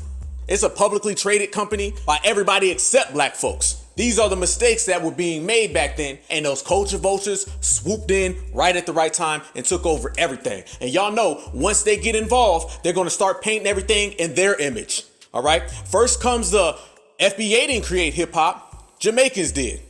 FBA didn't create hip hop. Puerto Ricans did. And then do you know what happens after all that, family? The next step is they say, as a matter of fact, neither one of them created hip hop. We did. Then the next thing you know, they'll be telling you how the Beastie Boys, or what was that chick, Blondie? She created hip hop. That's going to be the next step. Trust and believe. Oh yeah, they're just putting in those minions and those little tethers. Those are just middle people. What I always say, the tether always plays the liaison in between something. I said that just on the last episode. Barack Obama 2.0. They put in these tethers to do their dirty work, to be their human shields, to be the middle person, the bridge, the gap in between FBA and the dominant society. But their end game is always bring that shit home. They don't mind for a couple years telling you that a tether created something. They don't mind for a couple years telling you that an immigrant or a migrant created something. They'll do that for a few years, and they only do that so they can get us out of Dodge. Once they get us completely removed, then they pull out that eraser and they completely remove the tether. And then they say, well, the dominant society started it. That's how it happened. That's how it happens. Trust me, family. Joe Biden is running around saying immigrants built America. So you know they ain't got no problem saying tethers created hip hop, but that's only part-time because they're going to bring that shit all the way back around.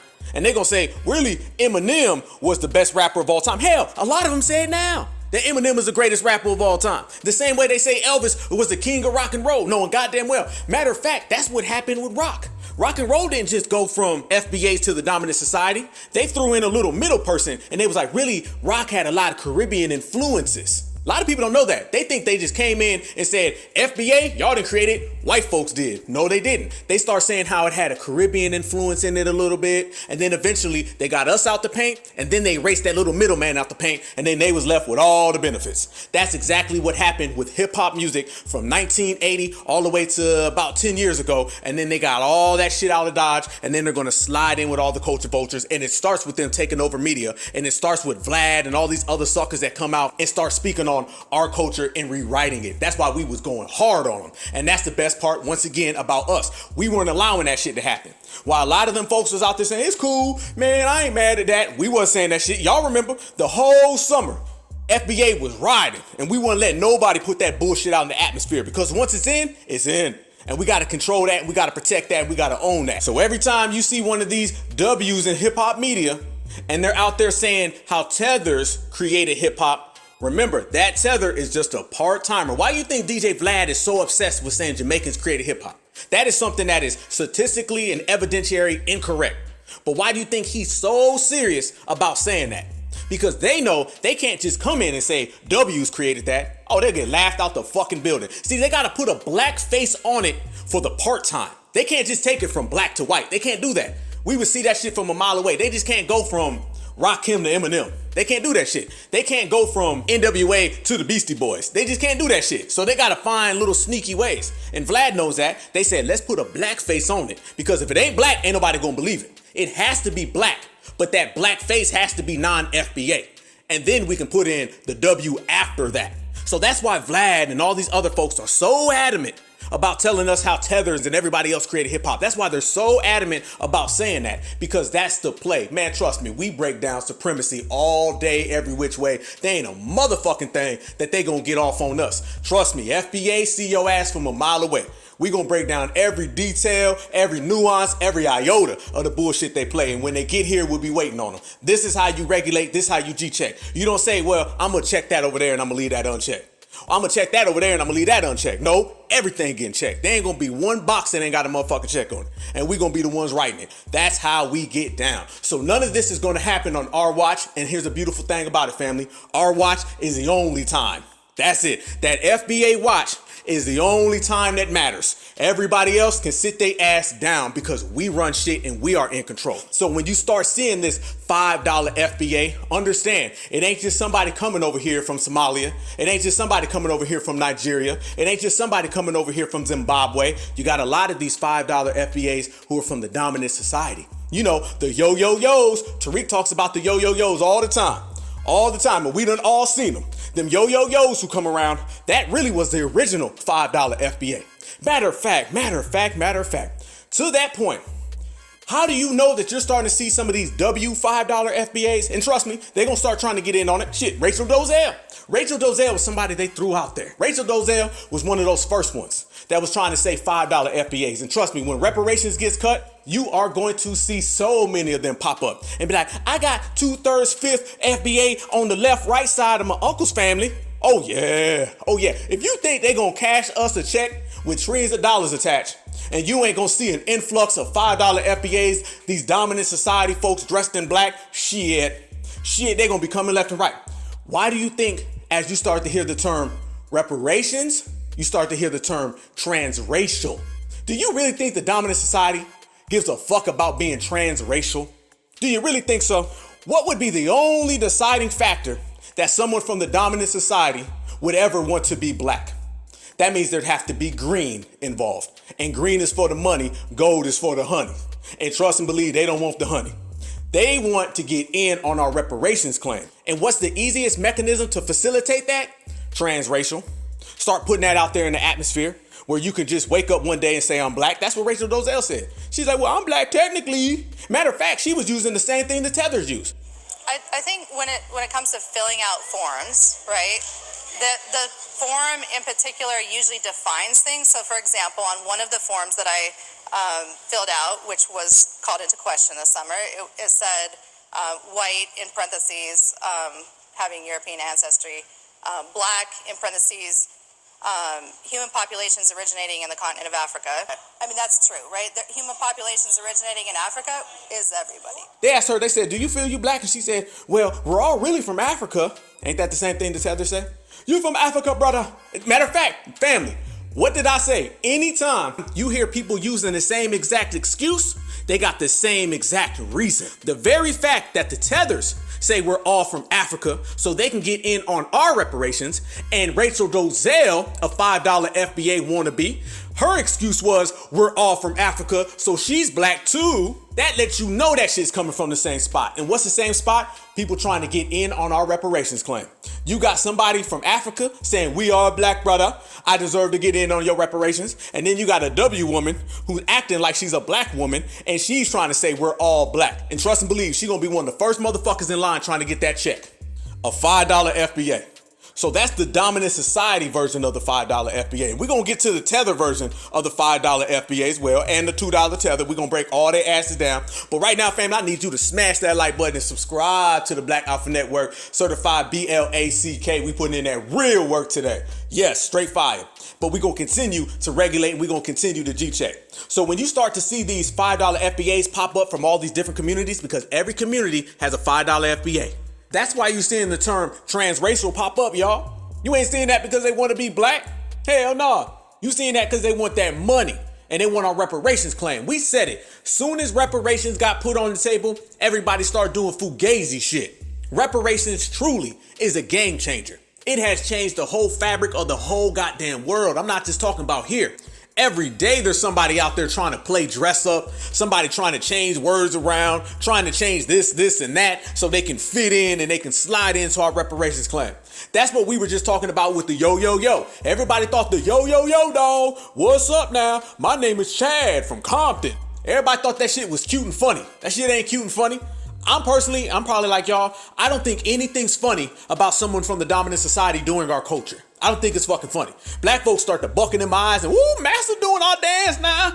Hillary Clinton came on and she started doing the nay-nay. That shit ain't sweet. That don't mean a motherfucking thing to me. Not impressed. And I know y'all not impressed either. None of us are. So anytime them yo-yo-yos came around, we already seen what was happening. And it's the same thing with Rachel Dolezal. She's just a different version of the yo-yo-yo. She comes around and she tries to be more sophisticated with her trying to act black.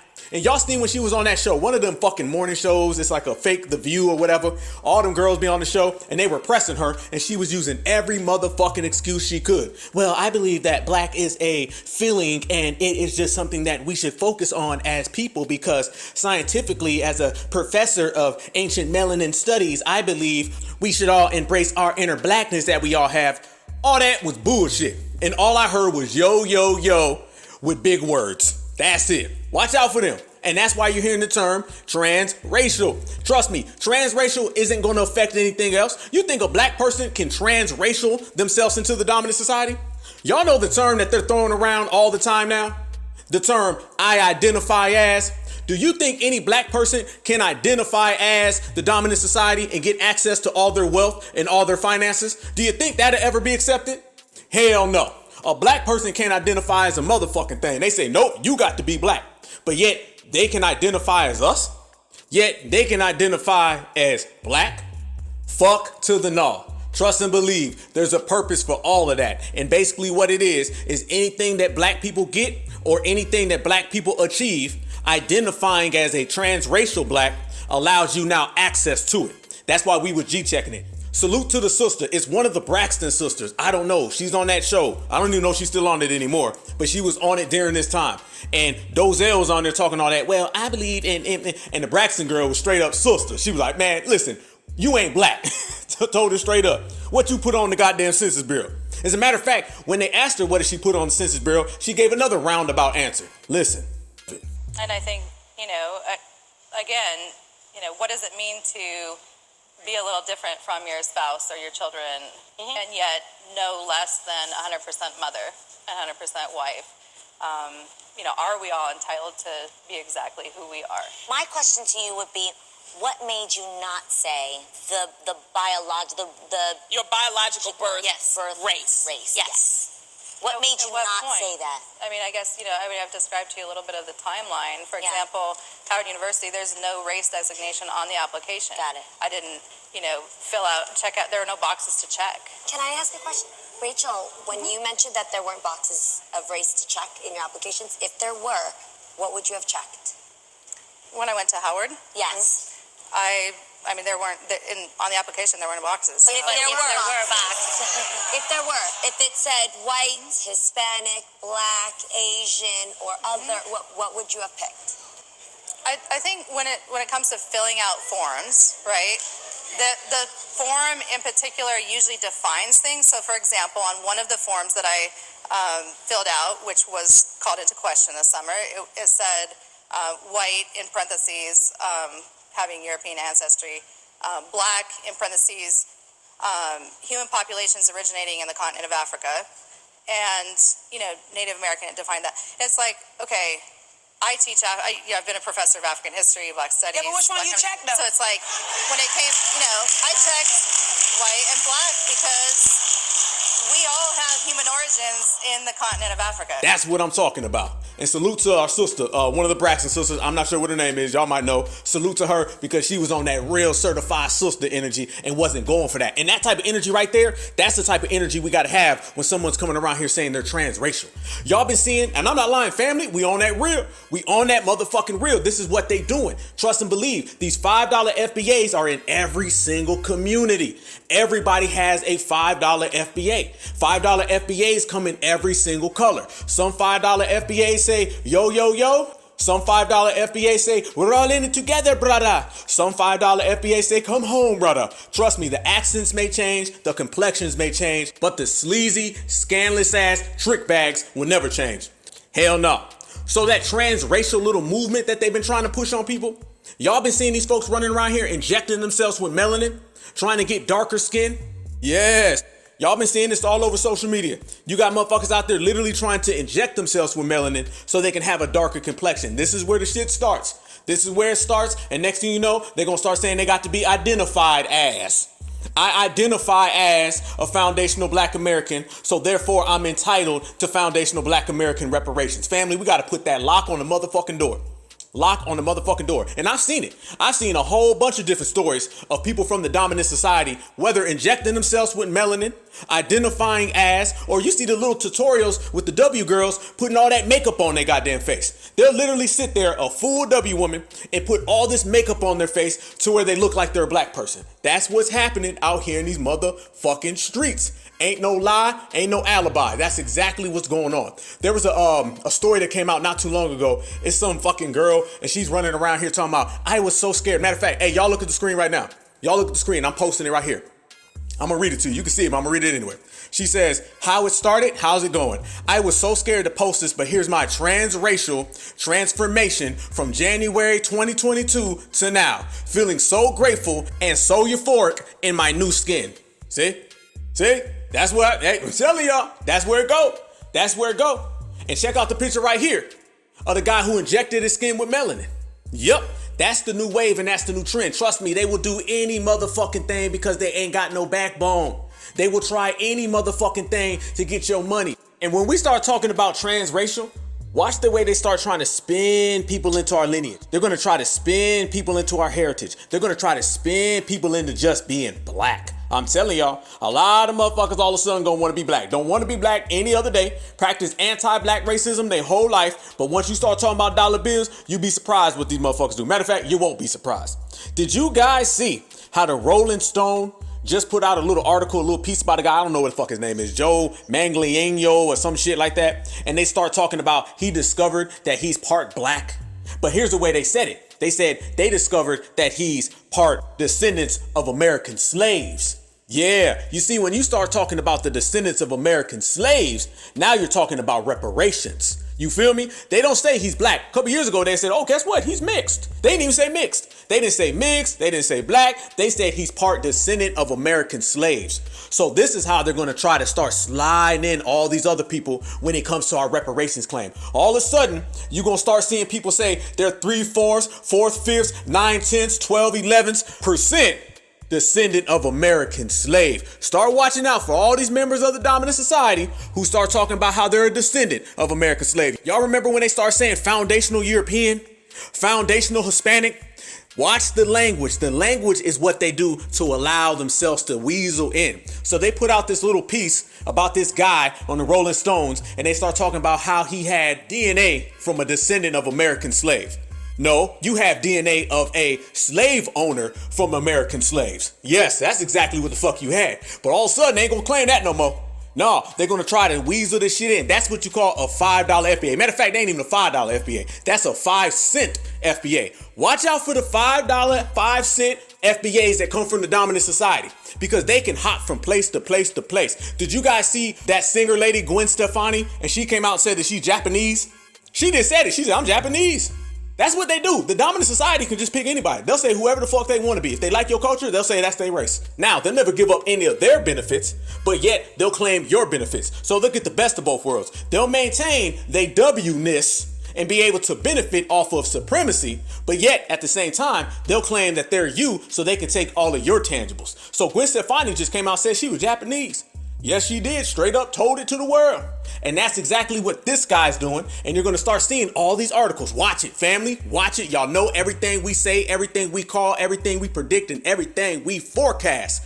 We sit back and we watch that shit happen. Certified Black Society calls out something, that shit happens. So watch, in the next few weeks, the next few months, in the next few years, all of a sudden, you're going to start seeing these fake little DNA tests, these fake little stories about how these members of the dominant society got 4th, 5th, 10th, 11th, and 12th ninths descendant of American slave DNA in them. And then the conversation is going to turn into, well, are they entitled to reparations? Watch. Y'all know how the shit go. And right along with that is going to be that term, trans-racial, which basically means I want in on your reparations. When you deal with sleazy people, you get sleazy shit. I always say that time and time again. So you know exactly what's happening with all of these people. They're going to come at us from a lot of different ways. But this is why we have these conversations. This is why we sit down and we chop it up and break it down with the family. So we are ready for it. Another motherfucker, they may not be ready for it. They may not see it coming. They may not have no idea about the shit. We do. Not only do we got a motherfucking idea, we got a whole motherfucking counter for it. So when they come up in here with that bullshit, we gonna be waiting on them with that real shit. And we all know our real shit go further than theirs. They gonna want to squash that shit ASAP. So we're going to stay on it, and we watching for motherfuckers like this, and you see it all the time. Watch that hashtag, transracial. Transracial is just translation for I want your reparations money. Let me say that one more time. Let me run that one more back. Transracial is translation for I want your reparations money, because if not, they wouldn't be doing that shit. They wouldn't be running around here talking about transracial because they don't get no benefits from it. Nobody's going to go from the dominant society to black unless money's involved. All right? When you put cash money on the fucking table, when you talk about benefits, this is what you get. As a matter of fact, let's look at what Rachel Dolezal did talking about her. Rachel Dolezal went to Howard University off a scholarship for black people. A scholarship that was determined to be for black people. She claimed that she was black, so she got access to it. So do you see right there somebody using black transracialism so they can take away benefits for black people? Yes, she did. So if someone is willing to lie so they can steal scholarships and get those benefits from black people, why don't you think somebody is willing to lie so they can steal reparations claims that are intended for black people? The same way that she says she's transracial and got access to Harvard University and scholarships meant for foundational black Americans is the same way they're trying to transracial themselves into our reparations claim so they can get money that's meant for foundational black Americans. Family, the sleazy, the spineless, the snakes is gonna come out. We learned one thing for sure. Reparations brings all the motherfucking snakes out. It don't matter what part of the world you are at. Soon as motherfuckers said, what? Reparations for black people? Oh no, we can't have that. I have to come up with a plan. You know what I'm saying? They said, oh shit, them black folks over there getting to the goddamn money. They not over here walking on Edmund Pettus Bridge no more. They not out here telling people, thank you for whipping my ass, massa. They not out here saying, yes, we cans and can't we all get along. They ain't saying that no more. Now they saying, cut the check. Now they saying reparations or else. Oh, we got to come up with a plan. Call Massa on the phone. We got to stop this somehow. Let me inject some melanin into myself. Let me identify as. Let me yo. Let me say, come home, brother. Whatever the fuck it takes. And they tried all that shit, and every last one of them motherfuckers have failed because we own game and we run the game. That's the best part about being black grassroots, and that's the best part about being us. So since we talking about being us, and that being the best thing in the whole motherfucking world, because it is, being a certified foundational black American, it gets no better than, because we are the best ever. But speaking about being us and how it's so great, one of the qualities that we have, family, one of the best attributes that we have attained is seeing through bullshit and watching these $2 tethers pop out. We done broke down the $5 FBAs, and trust me, there's a whole lot of them. But let's talk about some of these dusty ass $2 tethers. And I always told you, when you see a $2 tether, you're going to see that Tether hairline and you're going to see that Fleedman forehead. If you see a Fleedman forehead, you see a $2 tether. If you see a Tether hairline, you see a $2 tether. And I got another one, family. If you see that Tether lace front, oh shit, then you know you're dealing with a $2 tether. Because that motherfucking lace front costs about $2. You feel me? Not $2, that shit costs $2. Yes, and motherfucking D. So speaking of a Fleetman forehead and a Tether lace front, that brings me to Joyless Reed and Stephen A. Sambo, because they've been out this motherfucker tap dancing all over the goddamn place, representing the $2 Tether community loud and proud. Did y'all see Joyless Reed bring on that one guy? I don't even know who the fuck he was, but she brings him on and she's in full Democratic plantation mode. And mind you, what did I say? What did I say, family? I said if you see a $2 Tether or a $5 FBA, a Democratic shield is somewhere in the vicinity, because all of these motherfuckers are in close proximity to each other. A Democratic shield and a $2 Tether flock together. Yes, a Democratic shield and a $2 Tether flock together. They asses be walking lock and step. So Joyless Reed, who does all her plantation work, who gets mad at black folks and is always wagging her finger, she's another one of them motherfuckers where y'all should listen to the old black media. First off, you a $2 Tether annual part of the old black media? That's a double fuck no. That's a double fuck you. And that's exactly what she gets. So she brings a guy on and she starts talking to some guy. I can't remember his name. Don't really give a fuck, because I heard he's a tap dancer. So we had some tap dancer on tap dancer crime. All right. And I think they're both tethers as well. So they're a $4 Tether, which means you took two $2 tethers and you put them in the same place. Fucked up, ain't it? But either way, she brings this guy on and she's questioning his credentials and she goes into full Democratic plantation mode. Now, mind you, they never have this type of smoke for the dominant society. That's one of the things you always see. Whenever they start talking about the dominant society, they start pulling out the kitty gloves. They start talking all calm and delicate. They'll talk very, very motherfucking sweet whenever they're talking about W supremacy. But as soon as they start talking to another black person, then all of a sudden they turn into Billy Badass. I seen Joyless Reed sit there and talk to somebody from the dominant society, and she's sitting there tap dancing with him. She playing patty cake with him. She's soft as hell. Soon as a black person show up, all of a sudden she get tough. Y'all know, like when Roland Martin, he be like, y'all FBA and dumbass and beep, beep, beep, beep. And he get in front of goddamn Richard Spencer and he says, I'm a man first. Please listen to me now, boss. He turned weak as hell. That's what they always do. They only got smoke for other black folk. They only got smoke for other black folk. That's it. They smoke stops right at the door of the dominant society. So Joyless Reed, or shall I say $2 lace front, she gets on here and she starts talking to this guy and she's trying to question him. She's trying to examine him. She got this dude on trial and she keeps on cutting him off. Now at the end of the day, I can give a fuck about dude, but this shit was disrespectful as fuck. Super disrespectful. And it shows you something that we see beyond that. Because some folks are saying, man, I don't give a damn. Fuck him. Yeah, I can give a damn about him either. But at the end of the day, the same bullshit that she tried to pull on dude is the same type of bullshit she tried to pull on us. Difference is that he ain't gonna check it. We gonna wreck it. But you see right here that she has smoke for anything that's black. Nominated for Speaker. Yeah. You've been in Congress one term. Yes. Well, What were your qualifications to be Speaker of the House? Well, look, I think my colleagues, they recognize my leadership and they've seen it in many leaps and bounds. Can you even give specifics? In one term. Secondarily, I've served before at the state level, not here at the federal level. What were your specific qualifications to be Speaker? I actually understand budgets. I understand what the long-term ramifications What are. What is the job of the Speaker? Hold on a second. We have to have a conversation. I'm trying. What is cutting me off hold on. before I can What is the give you job an of answer. Speaker? Can you explain what the job of Speaker is? Of Because course. the job of Speaker doesn't have to do every single member of Congress Of course I know. has served in. Okay, what is the job? The job of the Speaker of the House, number one, is to actually make sure that the Congress is operating on time. It largely sets the agenda for the conference. For the entire House of Representatives. It actually engages in negotiations with the Senate and the White House on major issues, key issues. The Speaker of the House has security clearances that most members do not have. You're number three, obviously, in the line to the presidency. And there's much, much. They were looking for a response to Hakeem Jeffries in you.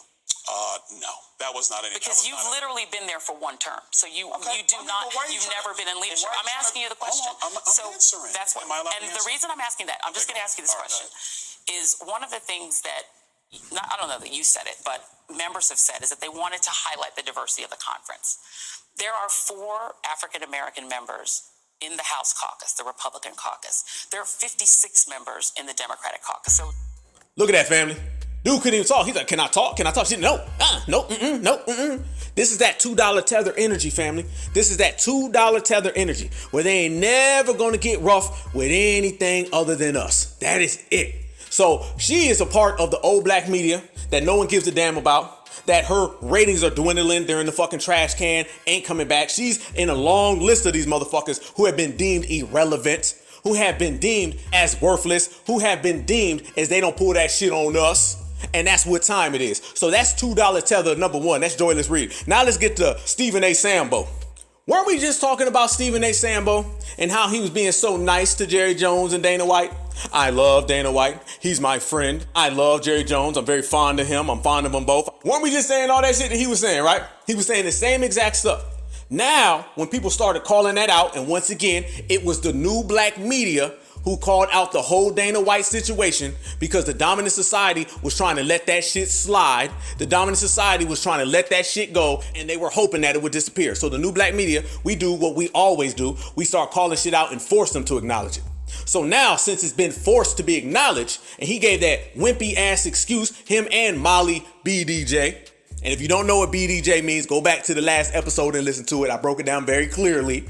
Molly BDJ and Stephen A. Sambo, they gave that bullshit ass excuse, and they were sitting there talking all somber. I know Dana's not that bad. Dana's not that bad. And the new black media and the black grassroots, we expose that to the point where now everybody's picking it up.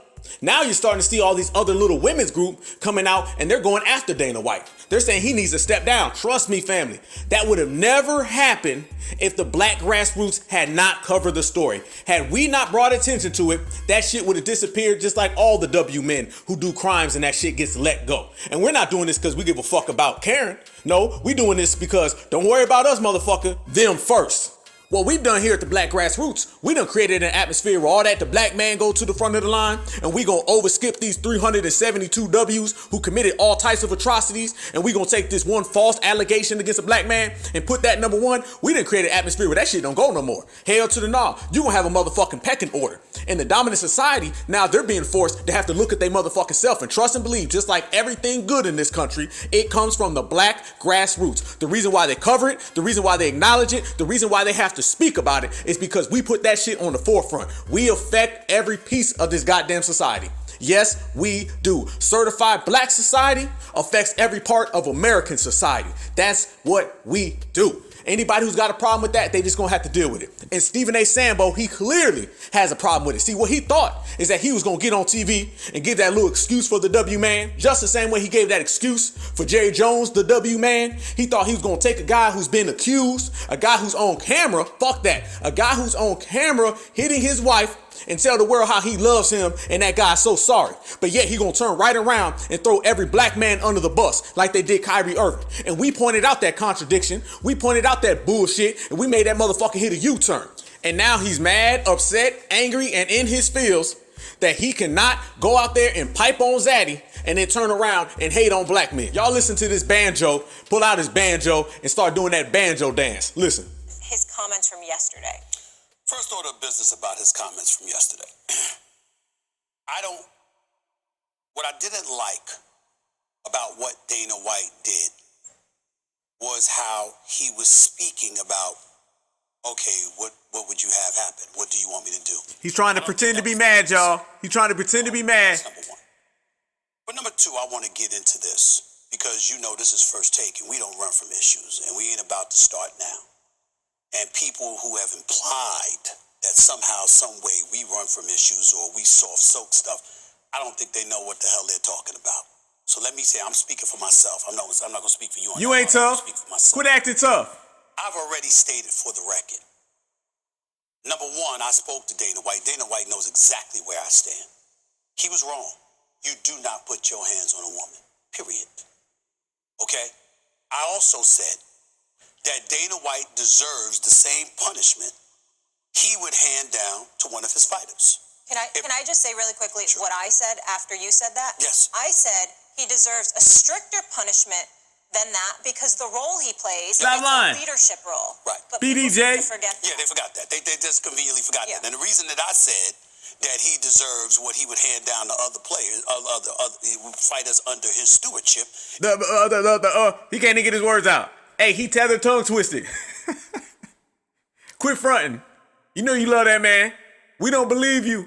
Because somebody would get suspended for 6 months. Somebody would get suspended for a year. You see what I'm saying? Now, am I an advocate of cancer culture where you want him to lose his job? No. And I'm not apologizing for that. Y'all see right there? He mad as fuck. And trust and believe, he talking to black people. He talking to us. Because y'all know he won't talk to Zaddy like that. See, he has this thing where he tries to talk to us, but make it look like he's talking to everybody. Y'all know goddamn well he be trying to do that shit. You ever see a motherfucker when really they be mad at somebody else, but they're using other people as a proxy? That's what he does. Stephen A. Smith tries to give this little, energy or this little reflection that he's talking to everybody, W's included. No, he's not. He's talking to us because if he was talking to W's included, he would say W. He would be specific. He's specific when he says the black community. Y'all notice that? Anytime they start talking to us, the black community, black folks, they'll be very specific when they speak on us. But when they talk to the dominant society, they say, well, I love them. I care. That's my buddy, old pal. You feel me? But then they also have this thing they do where they try to talk in general. But when they're talking in general, they're just trying to make it look like it's perceived that they're speaking to everyone, but he's really speaking on the black grassroots. And what he's really saying, let me give y'all the real motherfucking translation. Let's give that Friedman translation. Because y'all know they all talking corners and shit. You got to do all this fucking coon deciphering. You got to break the fucking coon code. Let's break down the coon code. What he's really saying is y'all black grassroots, y'all done did it again. I was out here pulling out the banjo and tap dancing for Zaddy. I was telling Zaddy how much I love him and how much affection I have for him. I was letting Dana White off the hook, and I was trying to throw Kyrie Irving under the bus, Terrell Owens under the bus, Stephon Marbury under the bus, Kevin Durant under the bus, Sha'Carri Richardson under the bus, and y'all won't let me. Y'all not allowing me to do my Sambo job, which is to serve the dominant society. So now I got to get my ass on TV, embarrass myself, because y'all know I wouldn't bust a motherfucking grape in the fruit fight. So now I got to make this apology. Then you hear the little BDJ in the back trying to chirp in and shit. No, because we did this, and both y'all clowns, and y'all got to sit the fuck down. That's what happens. So they're mad right now. And I told y'all, whenever you see them getting upset, that means we're winning.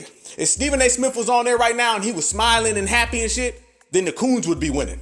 The very fact that he's upset. Joyless Reed's upset. Michael Erica Dyson's upset. Marcus Lemoyne Hill's upset. We done did a whole motherfucking episode and we just named 4 or 5 of these motherfuckers who's mad. These coons is pissed off. And there's another 400 or 500 that's pissed off. And that's all because of us. We all remember the days where the coons was out here happy as hell. They was smiling, couldn't get them to quit smiling. They fur was perked up. They whiskers was perked up. They claws was out. They were doing all that coonified shit. Now, they upset, they angry, and in they motherfucking feelings. Why are they upset, angry, and in they motherfucking feelings? Because they done met the day of reckoning. And they understand that Sambo pink slip is coming in the mail. And they have no more use for them in the dominant society. And then when them tools are done being used, them tools get broken. So that's why they waking up in the middle of the night. That's why Stephen A. Sambo's on TV right now with his goddamn tie tied too tight and his veins popping out his fucking head and having to run retractments. All that is a retraction. He had to go run a retraction and talk about what we were talking about, and that's his ass tap dancing. He don't want to talk about his tap dancing. He just want to tap dance and go on to the next story. He just want to do the tether 2-step and move on to the next story. He just want to do the coon walk, front, back, side to side, and go on to the next story. We not letting him do it. We putting his ass on notice. We putting his ass on check. And if we know that his ass is upset, angry, and not doing his job, then Massa knows that his ass is upset, angry, and not doing his job. So that call is going to be coming. That 1-900-COON is on its way. His ass is going to have to pay them goddamn dividends because the job of fooling black folks ain't working. The job of misdirecting black folks ain't working, and all of those $2 tethers and them tether hairlines and them Fleetman foreheads ain't working. And these motherfuckers is out of business. And that's what happens when you fuck with certified black society, certified BLACK, and the black grassroots. There ain't no end game for them. No end game. So you see them all having meltdowns. There's no coincidence all these motherfuckers is having public meltdowns. They ain't no motherfucking coincidence. They have all met that goddamn day. And that day we knew was coming because we the motherfuckers who delivered it. Peace, power, and deliver. Don't I say that? It's peace, power, and deliver, and we done delivered on their ass. We done pulled that motherfucking FedEx UPS truck up to the front yard, walked to their motherfucking door, and handed them their 30-day notice. Get your shit and get the fuck out.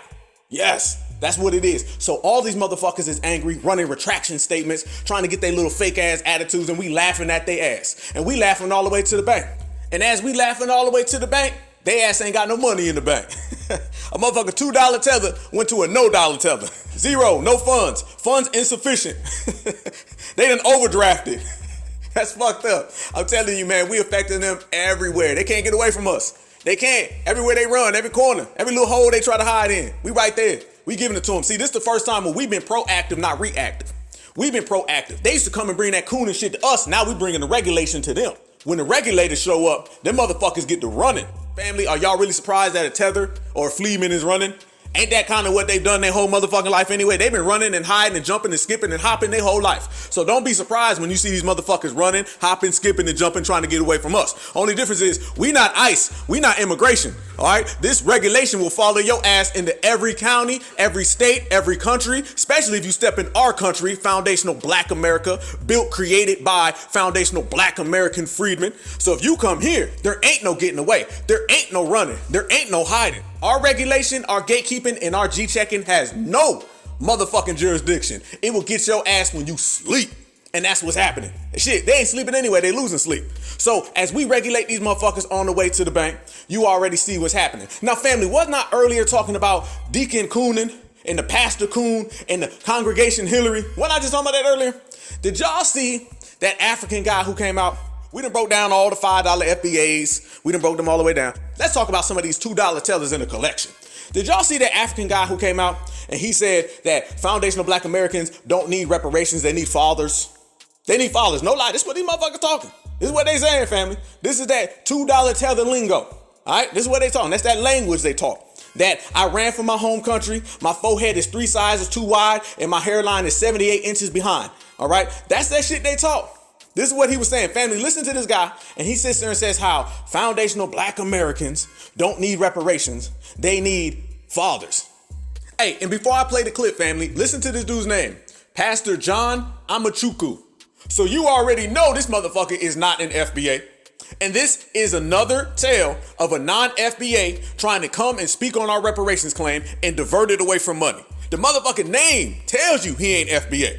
So once again, you have a non-FBA pastor trying to come and tell us what our reparations claim should be, and at the same time trying to critique our black fatherhood. Listen to this $2 tether speak on foundational black Americans right here, family, on the Black AlphaCast. Let's work. Hello, my name is Pastor John Amachukwu.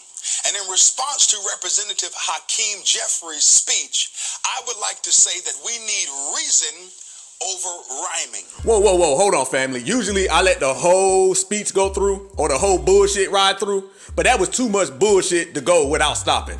This motherfucker said we need reason over rhyming. What the fuck that got to do with foundational black Americans?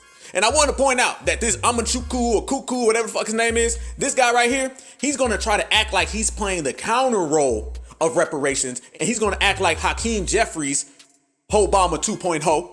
He's going to act like that guy's a reparationist. See, they do this thing in politics. They run around and act like one of them supports us and one of them doesn't. It's the good cop, bad cop, just the reparations version.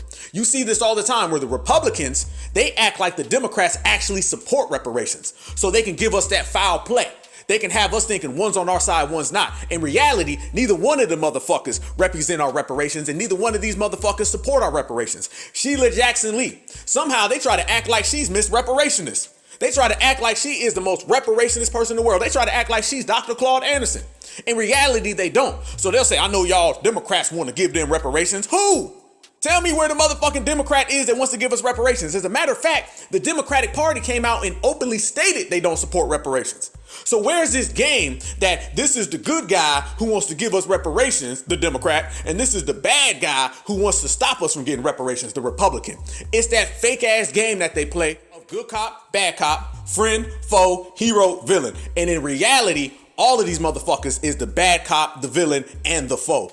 But let me go ahead and let the $2 teller continue. We need men with chest over men with breast. Fathers over reparations. Fathers over reparations. Fathers over reparations. Biblical justice over social justice. Diversity of thought over racialized social constraint. We need to serve God and not be demagogues. We don't need lapdogs or Hunter Biden's laptops. We need Jesus. We need Jesus today, we need Jesus tomorrow, and we need Jesus forever. We need Jesus. We need Jesus today, we need Jesus tomorrow, and we need Jesus forever.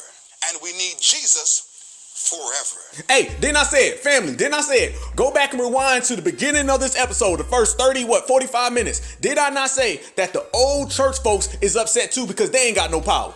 Didn't I say it? I said the deacons of Coonan or the goddamn congregation Hillary. I don't know what the fuck I said. I was clowning their ass though. That shit was funny. Go back and listen to that. Did I not say that all the pastors, the deacons, and the reverends are upset because they are useless the same way that the old black media is, the same way the old black politicians is, and how the new black media and the black grassroots has ran all the motherfuckers out the paint? That's exactly what this dude is doing. He's doing the same exact thing that Marcus Lemoyne Hill was doing, the same exact thing that Michael Erica Dyson was doing, the same exact thing that Joyless Reed was doing, the same exact thing as Stephen A. Sambo was doing. He's doing the same shit, having another meltdown. What is this, like the 5th or 6th meltdown we done played on this episode? That's what it is. Telling us we don't need reparations, you need Jesus. As a matter of fact, hey, I said that earlier. I said they was gonna be like, the Lord says that Jesus is the one we got to vote for. He wants to get them Jesus reparations. And what color is this Jesus he's talking about, fam? What color? I'm curious to know. I mean, we all know, but what color is this Jesus he's talking about? We know what color he is. Yep. And we know what nationality he is. And I know that you can find him at every goddamn W church out here in the world. See, he's bringing over here that same old I'm a choo-choo or whatever the goddamn tether talk, tether language, tether names. He's bringing over here some of that shit that they be doing over there. He trying to give us them Joel Osteen reparations. He's trying to give us them W colonizer reparations. Yeah. Y'all know when you see the missionaries go over there to the continent and they be over there hugging on them, they over there hugging on Jesus lookalikes over there. And he trying to bring that shit back over here and feed us those type of reparations. And y'all notice that everybody who speaks on our reparations, every non-FBA, they always try to give us some different form of reparations. We need reparations in the form of good fathers. We need reparations in the form of hugs. As a matter of fact, did y'all see that goddamn Martin Luther King statue that they put up? We gonna get to that shit in about 2-3 minutes. We gonna get to that shit, okay? We gonna keep cooking on this guy, and then we gonna get to that bullshit. But hey, doesn't that prove the point again? Weren't we just talking about them trying to give us reparations in the form of hugs? Yep, that's another form of reparations. It's always something so they can get us off of the real reparations claim, which is about money. M-O-N-E-Y, cash payments. They want to tell us you should have it like this or you should have it like that or all black people should get it. Name me one person that has ever spoken our reparations claim that has ever came out and just said cash payments in full. We are the only ones who speak on reparations the same way everybody else gets reparations. Money. When it comes to every other group, they started money.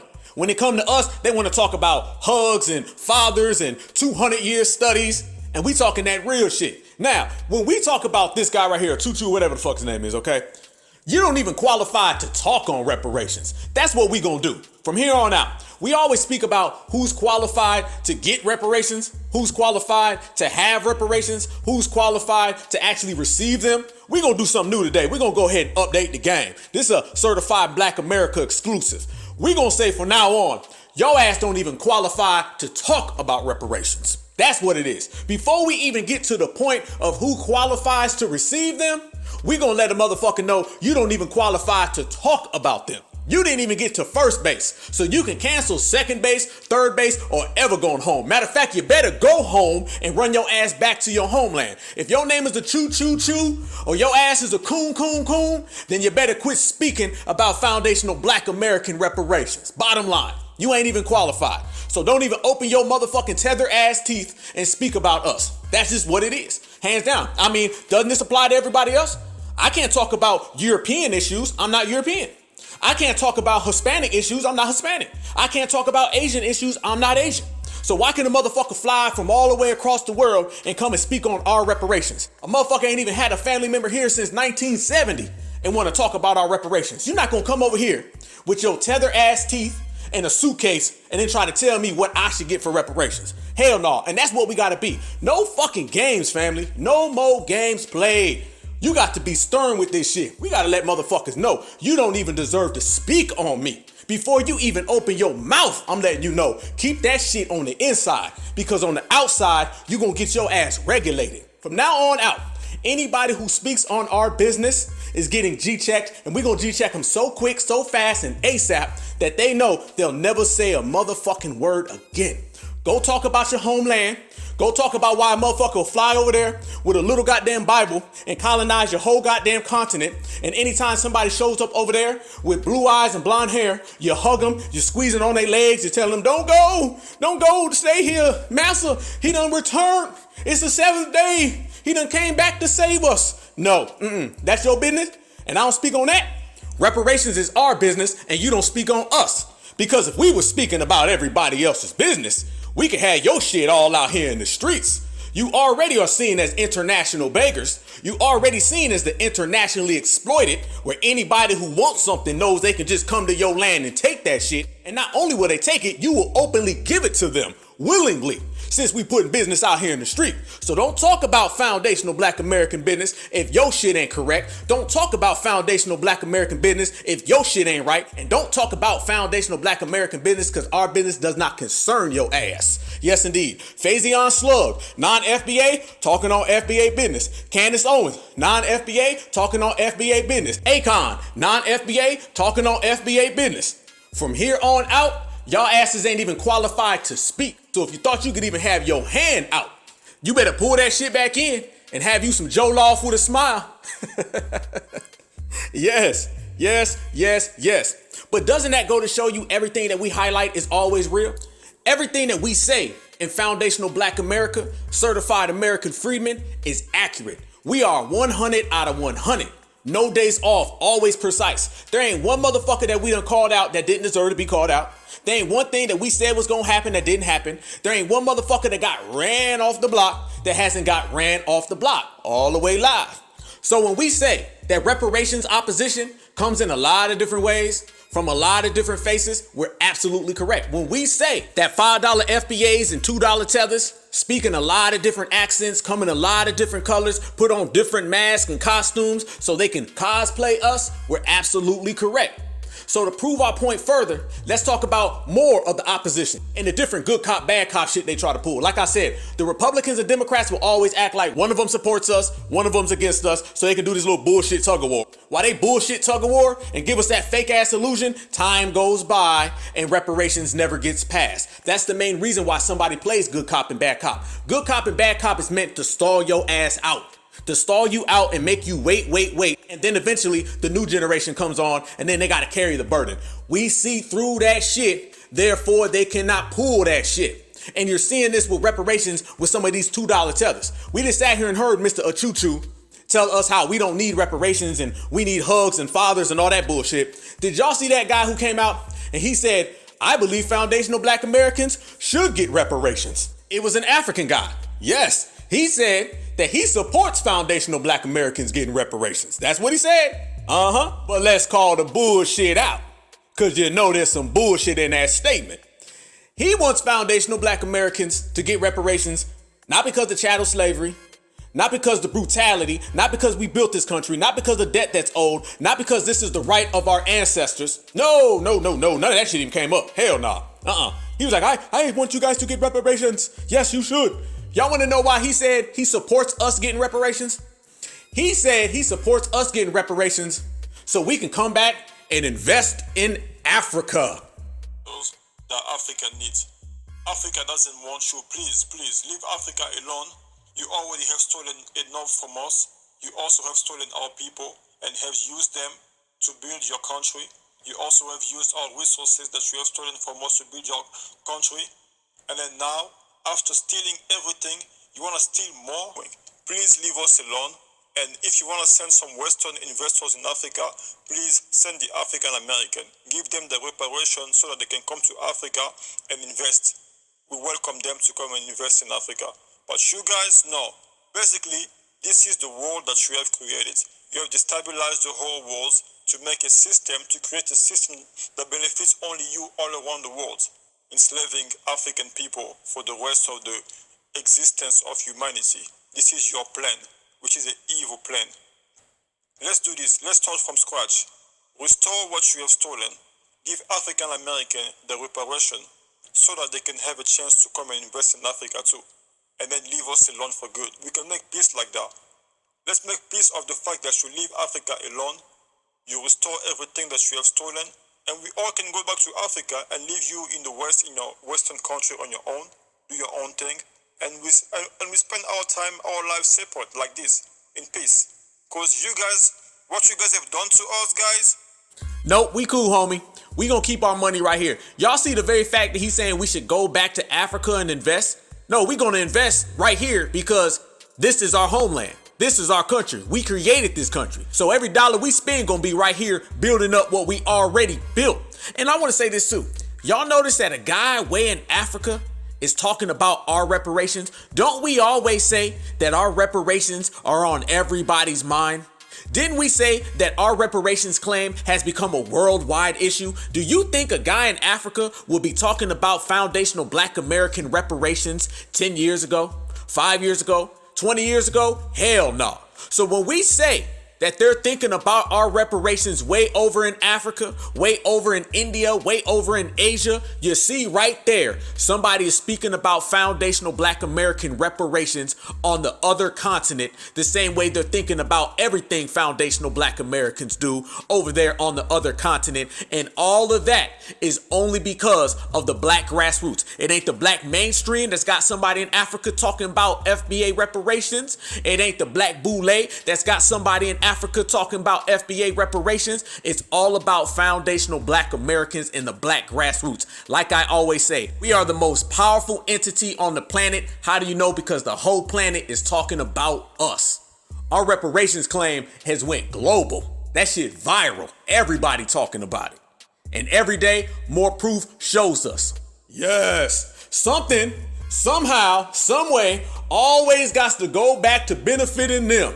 Our reparations claim started because our ancestors' hard work benefited everybody in America, and now people want in on our reparations claim so our ancestors' hard work can benefit they ass in their homeland.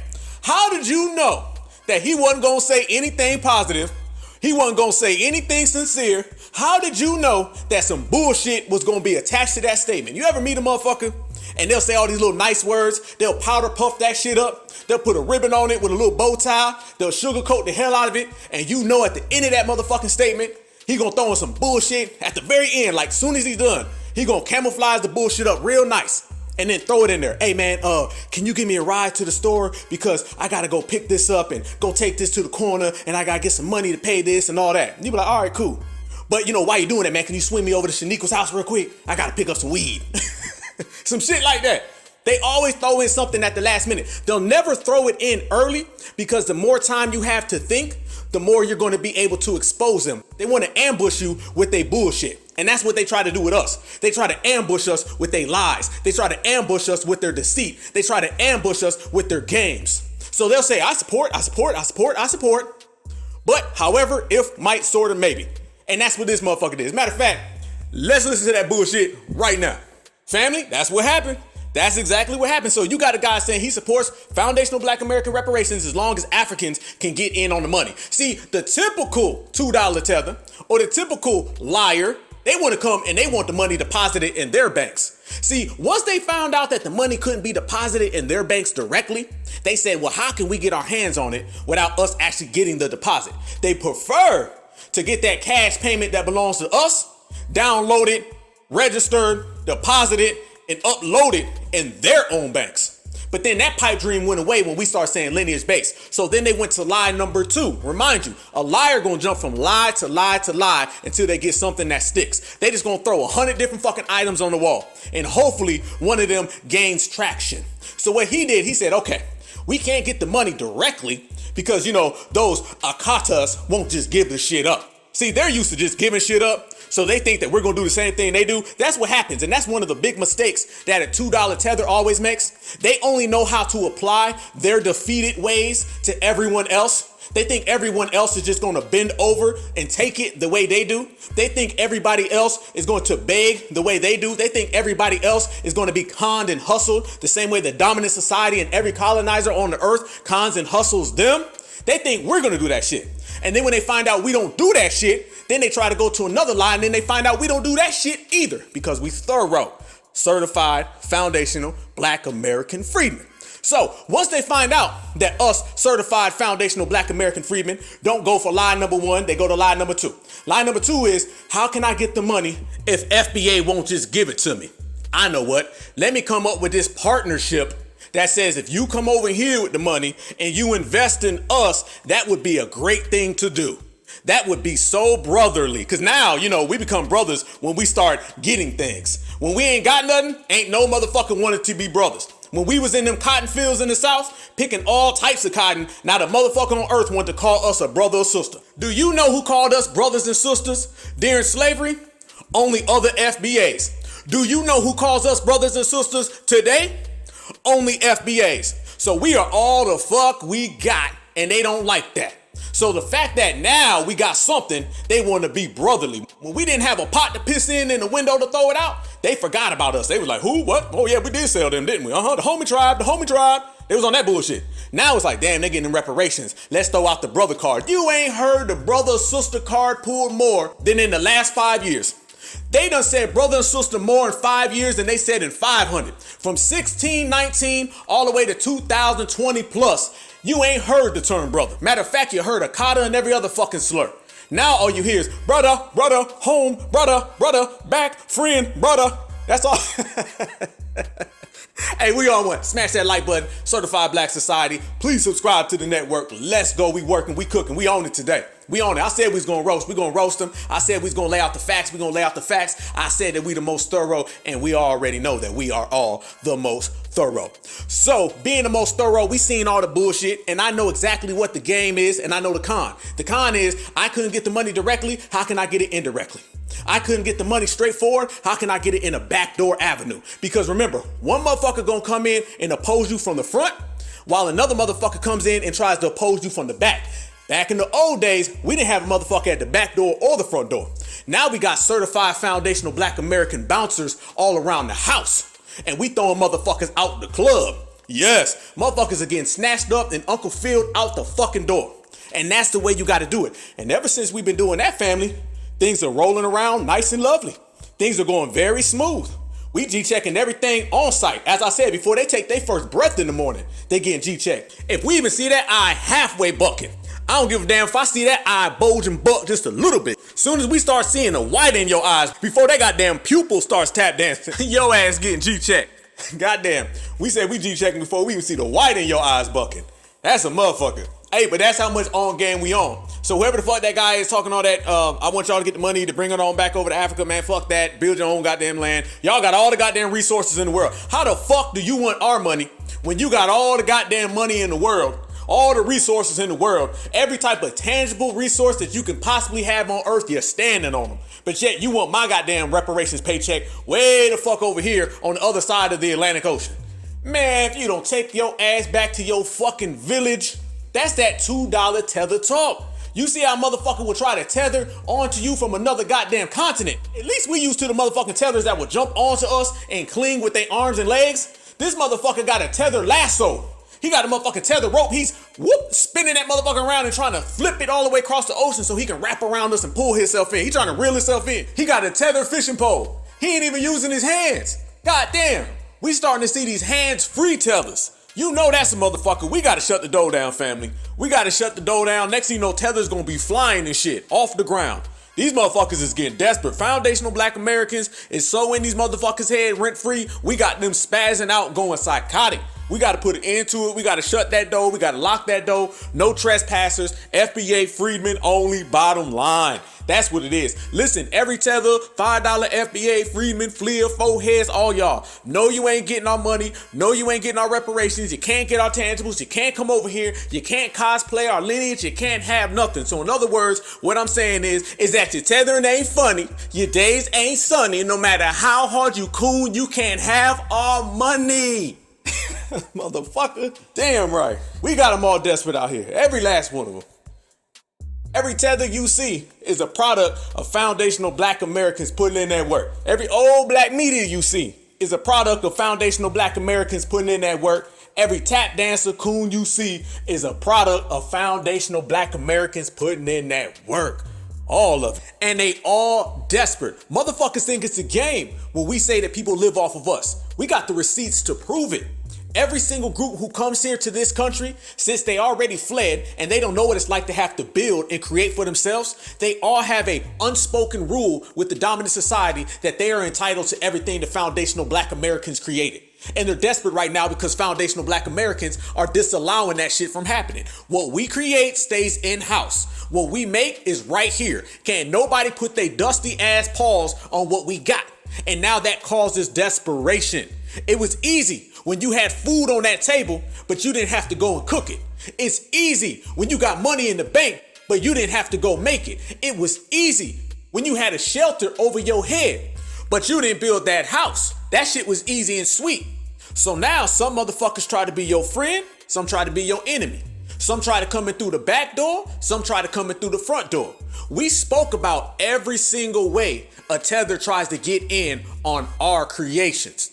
But we also got to mention the other one, and that's some motherfuckers get desperate and go crazy. Family, I know y'all seen the video out there in Washington State about the African guy who went on a spree and he said he hates black people. That's what he said, no lie. So you got the desperation by a motherfucker saying you need to go and have good fathers, or you need to invest back in Africa with your reparations money.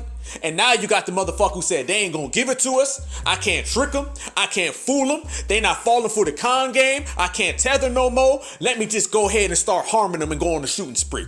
That's what happened now. That's what happened now. Listen. SeaTac man accused of a shooting spree that left 3 people hospitalized made his first court appearance today. Court documents state that after the man was arrested along I-5 in Tacoma, he told police he, quote, doesn't like black people. The 3 people police say he shot are all black men. King 5's Natalie Swaby reports on the new details we are learning today. In probable cause documents released today, it states that during that interview with police, he denied shooting anyone, but he allegedly did confirm that he recently purchased a pistol, and that pistol and loaded magazines were inside his vehicle.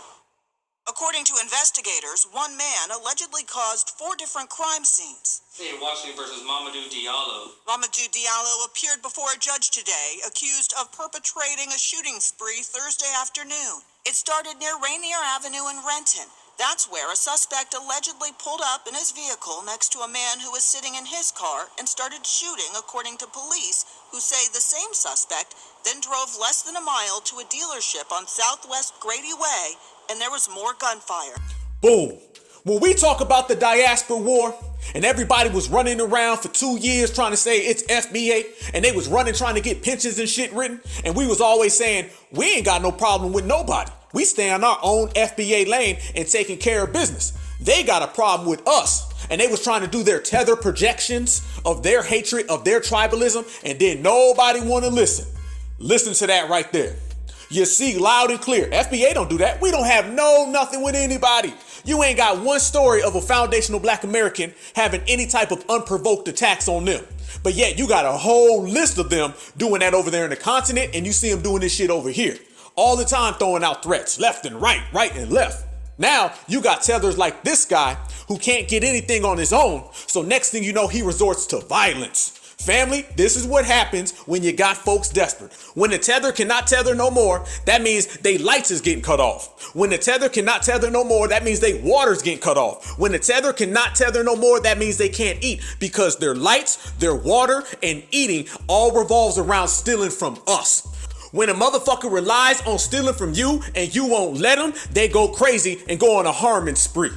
That's what this dude did. And you can hear the anchor saying, he said he doesn't like black people. He's a black guy. We don't understand it. We understand it. We understand it very well. We understand that they got smoke for foundational black Americans. He'll never do this with the dominant society. Have y'all seen any stories like this where they go after the dominant society? Dominant society come over there, steal everything from their homeland, take every goddamn diamond, every resource, every mineral, walk right the fuck out and colonize them. You won't hear none of this shit. A foundational black American won't let them in on our reparations. Next thing you know, they go to the gun shop. You see the measures they're willing to take against us, other black people, but you see what they'll never do for anybody else. Exactly. This is everything we've been fucking saying. It ain't nothing new. That W News anchor Karen, Becky, Susie, Sally, she could sit there and be all confused and dazed and shit. We not. We've been telling everybody. Ain't no diaspora war. It's foundational black Americans being hated on. That's what it is. Jealousy and envy, and that's what makes motherfuckers go on these sprees. We got a whole line of receipts that show we are not confused. We ain't just learning. We ain't unaware. This ain't the old generation where it's we all get along. Fuck that. We understand that all we got to do is get along with each other, because all these other people, they're not here to make no alliances. They ain't here to be friends. They ain't here to be brothers that come home. Fuck no. They want your money. They want your money. And if you do not give them your money, you see shit like this. That dude was open with it. Hell, far as we know, this might be one of the motherfuckers who be calling into the Twitter spaces. It's the same type of energy, so don't be surprised if it ain't the same person.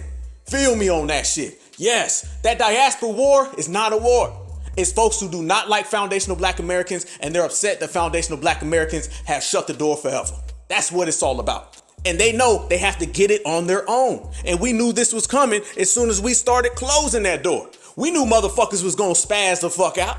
We knew, because we know that everything that they've ever had has been off of our table. We understood that shit. They've been reaching onto our dinner plate. And now they gotta create their own dinner plate, and they don't know how to because they're fleers. We build, they steal. We cannot sit in the same place with somebody who does not know how to get it on their own. Our success is a threat to them because they eat off of our success. That's what a thief is. A motherfucker that you see who got dingy clothes, dingy shoes, ain't got no money in their pocket. They love eating off the person who goes to work every day. When you go to work, you get your money, you pay for what you got, you come home in your car to your nice house, they sitting there on the corner watching you because they understood they can't get it on their own. If they could, they'd have it. Understand that about a fleedman and a fleer. If they could get it on their own, they wouldn't even be here. The very fact that they're here is a middle of failure, because the F in fleedman stands for failure. So they sit back and they watch us come home in our car to our house that we worked for, that we paid for, that we bought, and then they come in and they try to steal it. It's your typical everyday average neighborhood thief. That's all they are. They are your typical average everyday neighborhood thief. Can't get shit on their own, so they try to take from somebody else, and when they can't take from somebody else, they pull this shit. Yes, it's been getting real hot and ain't nobody been saying shit. Foundational black Americans, we've been telling everybody how these motherfuckers got problems for us. Then nobody wanted to talk about it. They want to say we all brothers. They said come home. They said all this bullshit. And now when this shit starts happening, motherfuckers act like they don't know. Man, we been in the know. That's why we are thorough. That's why we are certified. We see shit that the world tries to hide, that the world tries to duck their head and don't acknowledge. We ain't got time for lack of acknowledgement. Only thing we got time for is to protect ourselves, stand on our square, and stand on our pivot. Point blank. So this goes to show you that everything has to be lineage based. The very fact that this guy, who's a black guy, we all black, don't that put an end to flat blackness? Don't that put an end to flat blackness? That guy don't believe in flat blackness. As a matter of fact, I bet he does believe in flat blackness. When it comes to reparations, I guarantee you that same person right there, Mr. whatever the fuck his name is, Mr. Lumbumba, who went on that harming spree in Washington State, I guarantee you, if it came down to reparations, he supported flat blackness. There was no, you're black and I'm this. There was no, you're FBA and I'm that. It was none of that. They only turned into divisiveness. And it's funny, huh? They said we were divisive, but they're the ones going on fucking sprees harming folks. Okay, we already knew that shit. Another checkmate. But there was none of this, y'all over there, we over here, when it comes to getting in on our money. When it comes to getting in on our money, that same guy right there believes in flat blackness and he thinks we all brothers. Soon as you tell his ass, no, you cannot have my money.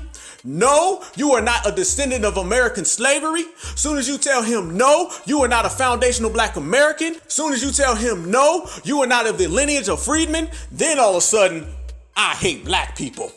You see, they hop back and forth and back to wherever they got to go to so they can get their way. You're dealing with a bunch of $2 tethers. That's exactly what you're dealing with. The same way how they'll jump from country to country to continent so they can get what they want.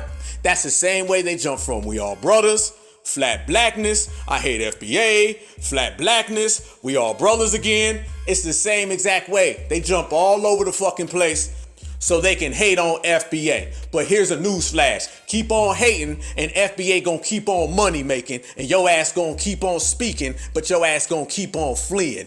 Yes, in motherfucking deed.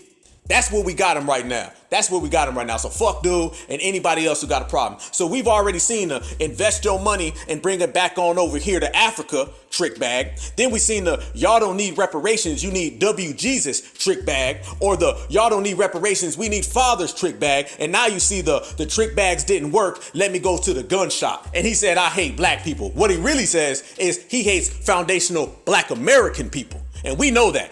Karen may not know that, but we know that shit. Because we've been calling out that tribalism all damn day long. And understand, family, that tribalism goes with them wherever they go. I don't give a damn if they flee to Jupiter. They're going to bring some of that Tether tribalism with them. This notion that they're tribalism all in their homeland and then they come over here and that shit disappears is a fucking lie. And foundational black Americans, we've been the only ones calling that shit out. Nobody mentions their tribalism except for us. They'll deny it. We not tribals. We don't have no tribalism here. We love all. And then we call that shit out and then we see that shit. Then we frame that shit. Then it's okay, maybe a little bit. What I say, okay, I'm from Zimbabwe. No shit. Hey, don't all their lies start off like with some bullshit and they'll be saying something and then you'll check them and they'll be like, well, okay. No shit. It was okay from the beginning, Mr. Lumbamba. And they bring that tribalism with them everywhere they go. And they don't like the fact that we don't practice tribalism. And then they also don't like the fact that we don't play that shit when they come over here. So when he says, I hate black people, we know he's really meaning, I hate foundational black Americans. Another receipt exposed. And that's all we've been doing is laying out receipts. And that's all we've been doing is winning. And that's all we've been doing is staying our certified selves. And the world hate it. But the world just gonna have to take a motherfucking number and get in line. Because nothing is gonna stop us from doing what we doing. The time for stalling out and getting tired and quitting, oh, that shit gone. That shit gone. It ain't coming. Any motherfucker out there, let me say this for the whole universe. Any motherfucker out there who was thinking that foundational black Americans was about to tire out and just quit, oh shit, you wrong as hell. Hell no, we done got stronger. We done got stronger. This ain't a sprint. This is a marathon. Salute to Nipsey Hussle. This is a marathon, and the marathon not only continues, but the marathon gets even better. And we are going faster, harder, stronger. We're sharper. Our mentality is more crisp. Everything we doing is fresh. And we just can't lose right now. We hot. We on fire. Listen, when you got the #1 song on the charts, you got the #1 song on the charts. We going platinum. What these motherfuckers doing? Going double wood, double plastic, aluminum. You pick it, they going it, but it ain't platinum. So we on game right now, we thorough right now, and this is our generation, and this is our time, and we are putting on a goddamn show, a certified show. And family, take joy in this shit. Take joy, take pride in this shit, sit back and laugh. We got the whole world doing a bunch of goofy ass shit. Every last motherfucker from all these continents, when they call in, when they come up with plans, when they come up with plots, when they talk that bullshit, just sit back and laugh and just know that we got them right in the palm of our motherfucking hands. Right in the palm of our hands. Foundational black American fingerprints are all over this whole goddamn world. The fact that we can go, get on code, stay focused, and get the reparations bag, and it's got everybody coming up with plots and schemes and plans and falling asleep and waking up thinking about us, having cold fucking sweats, Jollof cold sweats, fish fry cold sweats, fajita cold sweats, and ain't none of that shit working for them? Man, I'm laughing. I'm laughing. Salute to my brothers and sisters. Somebody told me we gotta have fun with this shit. We gotta have fun clowning and roasting. Y'all know we clown and roast anyway. Shit, that's another thing that's been exposed. We've been clowning and roasting motherfuckers, and they've been carrying that shit on their back with them for 60 fucking years. So if you can't handle our roasting culture, our dirty dozens culture, then you can't handle sitting in our presence. And we've been doing that. So let's treat this shit like we out and about. Let's treat this shit like we hanging out. Let's treat this shit like we amongst our people and we roasting. Only difference is we're amongst the foundational black American family tree. And our foundational black American family tree has everybody making a goddamn fool of themselves. Embarrassing themselves. And this shit is comical. This shit is funny. We laughing all the way to the bank. Y'all know the saying, laughing all the way to the bank? Well, we know we going to the bank so we can cash our reparations. And we know we laughing because we clowning these motherfuckers. So literally, family, no lie, think about it. Literally, we are laughing to the bank. This shit gonna go down in history. We gonna sit back with grandkids and they gonna say, what was it like when y'all certified foundational black Americans was on code back then? and y'all was getting to the reparations claim, and y'all was getting that reparations money that we have now. We gonna say, you know what we was doing? We was laughing all the way to the bank. We was roasting and clowning motherfuckers. They was getting upset, having meltdowns, embarrassing themselves, and we was counting through them 20s, them 50s, them 100s, and restacking them. This is a beautiful time to be alive, family. As I always say, I love this journey. I love this journey, and I love sharing it with each and every one of y'all, because y'all funny as hell too. Y'all funny as hell. I'm telling you, I be looking at the chat. I be in these Twitter spaces. I be out here dealing with my foundational Black American freedmen in the streets, and not a day goes by that somebody don't say some shit that's funny as hell. Funny as hell. And they don't like that about us. They don't like the fact that we're winning and we're laughing at them. Y'all feel me? Y'all remember back in the old days, that defeated attitude where it was always like crying and upset and we shall overcome and yes please and the national hymn. We don't have no fucking national hymns. We ain't out here hymning. These motherfuckers was out there hymning and wondering why they didn't get the fucking money. We ain't got time for none of that shit. Only time we got is to make that goddamn money. That's it. That's all. We don't have that defeatedness. That slave shit. All them slave movies and them civil rights movies where they be playing that sad ass music and always have a bad story and a bad ending. We ain't got the bad endings no more. We not living for the bad negative ending. The man that was messed up, what happened to him? If only we could have achieved. If only we could have survived. Maybe in our lifetime, we won't struggles no more. We ain't doing that no more. We walking with that motherfucking FBA bop. We got that step to us. Everything is lit up. Everything got a good positive vibe to it. The frequencies are strong. And that's what they hate. They want us over here with no money and sad, opposed to big money and smiling. That's what they don't like. They don't like our joy. They don't like our success. They don't like them good energies that we put out in the world when we get together and we got our arms over each other's shoulders and shit. And we sitting there clowning and having fun. They don't like that. The world gets pleasure off our pain. So when we're out here and we ain't in pain, and we out here stepping, and we out here moving, and we out here grinding, and above all, we out here shining, they hate that shit. Well, that's why the whole world's bad right now, because we out here shining, and they cannot stand it. Y'all ever heard a song called Smile by Tupac and Scarface? And Pac say, you gonna see some things in your life that's gonna make it hard to smile? But they say, smile for me now? Well, we smiling, and we laughing, and we roasting them. It is proven motherfuckers can't handle that FBA roast. You know you thorough as hell when you can deal with everything that we deal with, go through all the things that we've had to go through, and still we find time to get to the money and clown motherfuckers. Ain't that some shit? That take a special, unique lineage to do that. Oh, yes, it does. It takes a unique lineage. Every other lineage that has had to deal with 1% of what we go through would have folded up and sent that shit in a long time ago. They'd have gave the fuck up. Not only did we not give up, we actually got better with time. Family, our era right now is better with time. Tomorrow's going to be even better than today. The generation that's coming after us, they're going to be even better than we are. That's how you grow. That's how you evolve. That's how you stay thorough. That's what we doing. So not only are we out here winning, we out here winning with style. Y'all know I always say right here on the Black Alpha Network, I say if you a champion, act like one. And we all champions and we're acting like it. They didn't mind when we were having victories, but we didn't really own it. Oh, they love that shit. But now the fact that we winning and we walking with that chest out, we walking with our chin up and our head to the sky, that's the reason why they so desperate. That's the reason why they so scared. And that's the reason why they so shook. And in the meantime and in between time, we having fun while we doing it. And when I say they embarrassed, fam, they embarrassed. Look at all the new terms we got. We out here getting to the money. They out here running around with their goddamn tether hairline, they tether two-step, they tether teeth, they Fleedman 4-head, they Fleedman 5-head, they Fleedman 6-head. They trying to get FBA implants. They going to the hair club for FBA men and shit.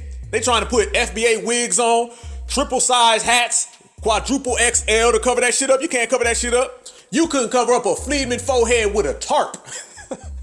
And we've been letting that shit be known. Oh, family, whoa. Speaking of letting shit be known, check out our episode, Barack Obama 2.0. And we were exposing this Hakeem Jeffries guy, this recycled Barack Obama 1.0. And we were talking about this guy being non-FBA and how they're on the internet nowadays trying to swipe everybody's background, trying to keep things hush. They don't want us to know motherfuckers' lineage, so they can't stand the fact that we know how to spot your lineage. Ain't that something? You can measure the circumference of a motherfucker's forehead. We don't need the internet. We don't need a birth certificate. We don't need Ancestry.com.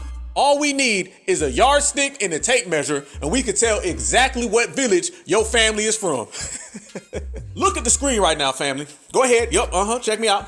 This is a picture of Hakeem Jeffries. He just put out a picture of his family, okay.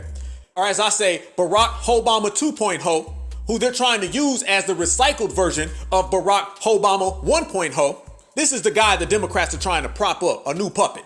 Well, he's the guy who gave the whole little speech, A is for this and B is for this, and he went right over R and didn't say reparations. So you already see what this is. This is another non-FBA, first black, because remember, first black just means non-FBA.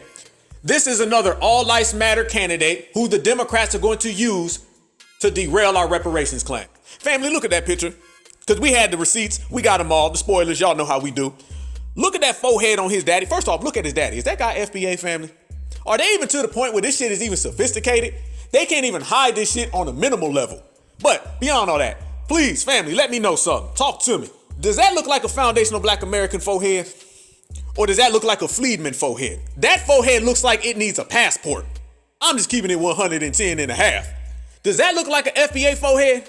That forehead looks like it speaks Swahili, Yoruba, Igbo, Fula. Somebody need to call ICE on that goddamn forehead, because that forehead ain't from here.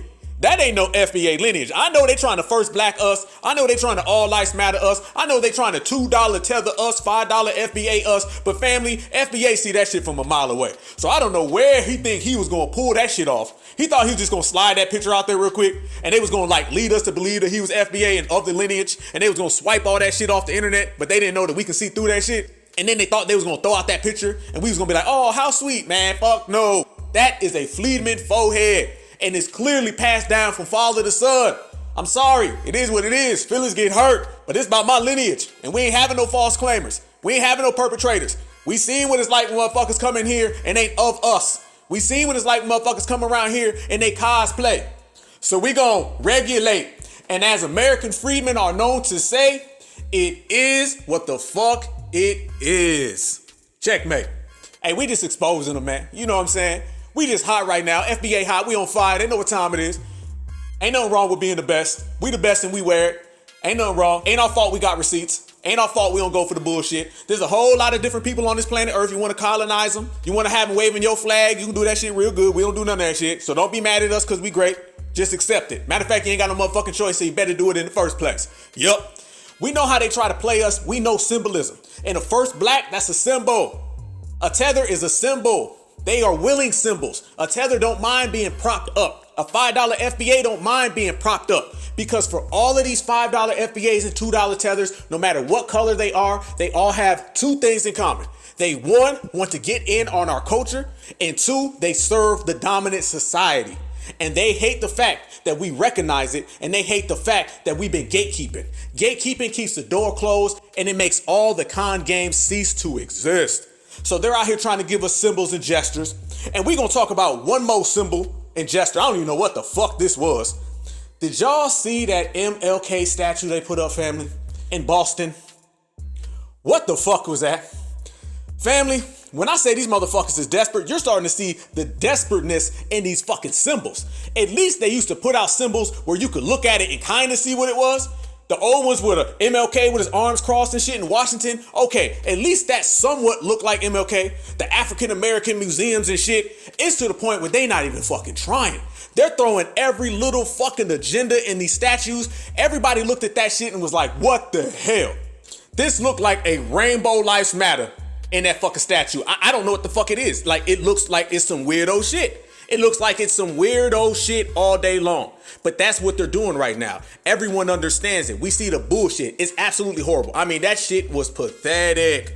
I'm gonna try to keep it motherfucking cool, but family, y'all tell me what y'all thought it was. Because a lot of folks say it looked like he got his head between his legs or someone else's leg. Like, I promise you, I see agendas in that shit. I see agendas. And it's not surprising that they would try to use Martin Luther King to serve someone else's agenda, because y'all know all these MLK Day parades have been hijacked by everybody else. Everybody else is running around here inciting Martin Luther King. when all these different languages, y'all want to talk about $2 Tethers and $5 FBAs. They have taken Martin Luther King Jr. and his legacy and just handed that shit out to everybody. Anybody who's got a fucking problem, they start inciting MLK's dream. Y'all remember when the guy in Ukraine was talking about MLK? You feel me? So he was trying to tether on to our foundational Black American legend. There's going to be a lot of parades with different colored flags and motherfuckers going to be out here talking about MLK. MLK would have supported this. And MLK's dream was really me doing this with this person. Family, y'all know what the fuck I'm talking about. So somebody tell us what the fuck that was. Anybody who sat down and said this is going to be a great idea, hell to the fuck no. And have y'all noticed that the dominant society, they don't really prop up MLK anymore since we have re-owned his legacy? MLK's legacy was hijacked for about 40 years, all right? And they use MLK as a weapon against us. I always say they use things that we do as weapons against us. And they walked around here talking about Martin Luther King had a dream, and they put out Martin Luther King boulevards all across the country, and they talked about Martin Luther King ended racism and all that shit they used to try to say. And then when we went back and we said, no, we taking his legacy over here. His legacy is coming back home to the American freedman in which he was. Now all of a sudden, they don't talk about MLK like they used to. You don't hear all these MLK statements, and they don't try to use an MLK quote to shame us. Remember that? Anytime black folks would rise up and start going out here in the streets, the first thing they do, go into their pocket and say, what would MLK do? That's the first thing they did. They don't do that shit no more. Now they're trying to stay away from MLK because they understand we went back and we start putting up the real MLK, the MLK who said we coming to get our check. As a matter of fact, we're coming to get our check has damn near became the quote of this reparations generation. They never expected that. They never wanted that, but we made it happen. What else we gonna make happen? What other achievements are we gonna create? What other accomplishments are we gonna get? We already been on the road for 500 years doing things that motherfuckers thought we could never do. Look at this generation right now. We are really doing things they never thought, they never even fathomed of. Right now, what we're doing by reclaiming MLK, by reclaiming his legacy and bringing it back home, nobody thought that. They thought they were going to be able to weaponize MLK against us for the next century. They thought they were going to be able to yes we can us for the next century. What did we do, family? Look at what we did. We ran that fake ass Barack Obama yes we can shit out the paint. They thought they'd have 100 years. They had 5. They thought they were going to steal MLK's legacy and I have a dream us for the next 100 years. We took it back in 2. Now, let's bring that all the way back to the point that I'm always making right here on the Black Alpha Network, and that is that we have done more in the last 5 years than they've done in the last 50. That means if we do the same thing for the next 5 years, we have accomplished more in 10 years than they've done in the last 100. We doing century numbers, undefeated, certified.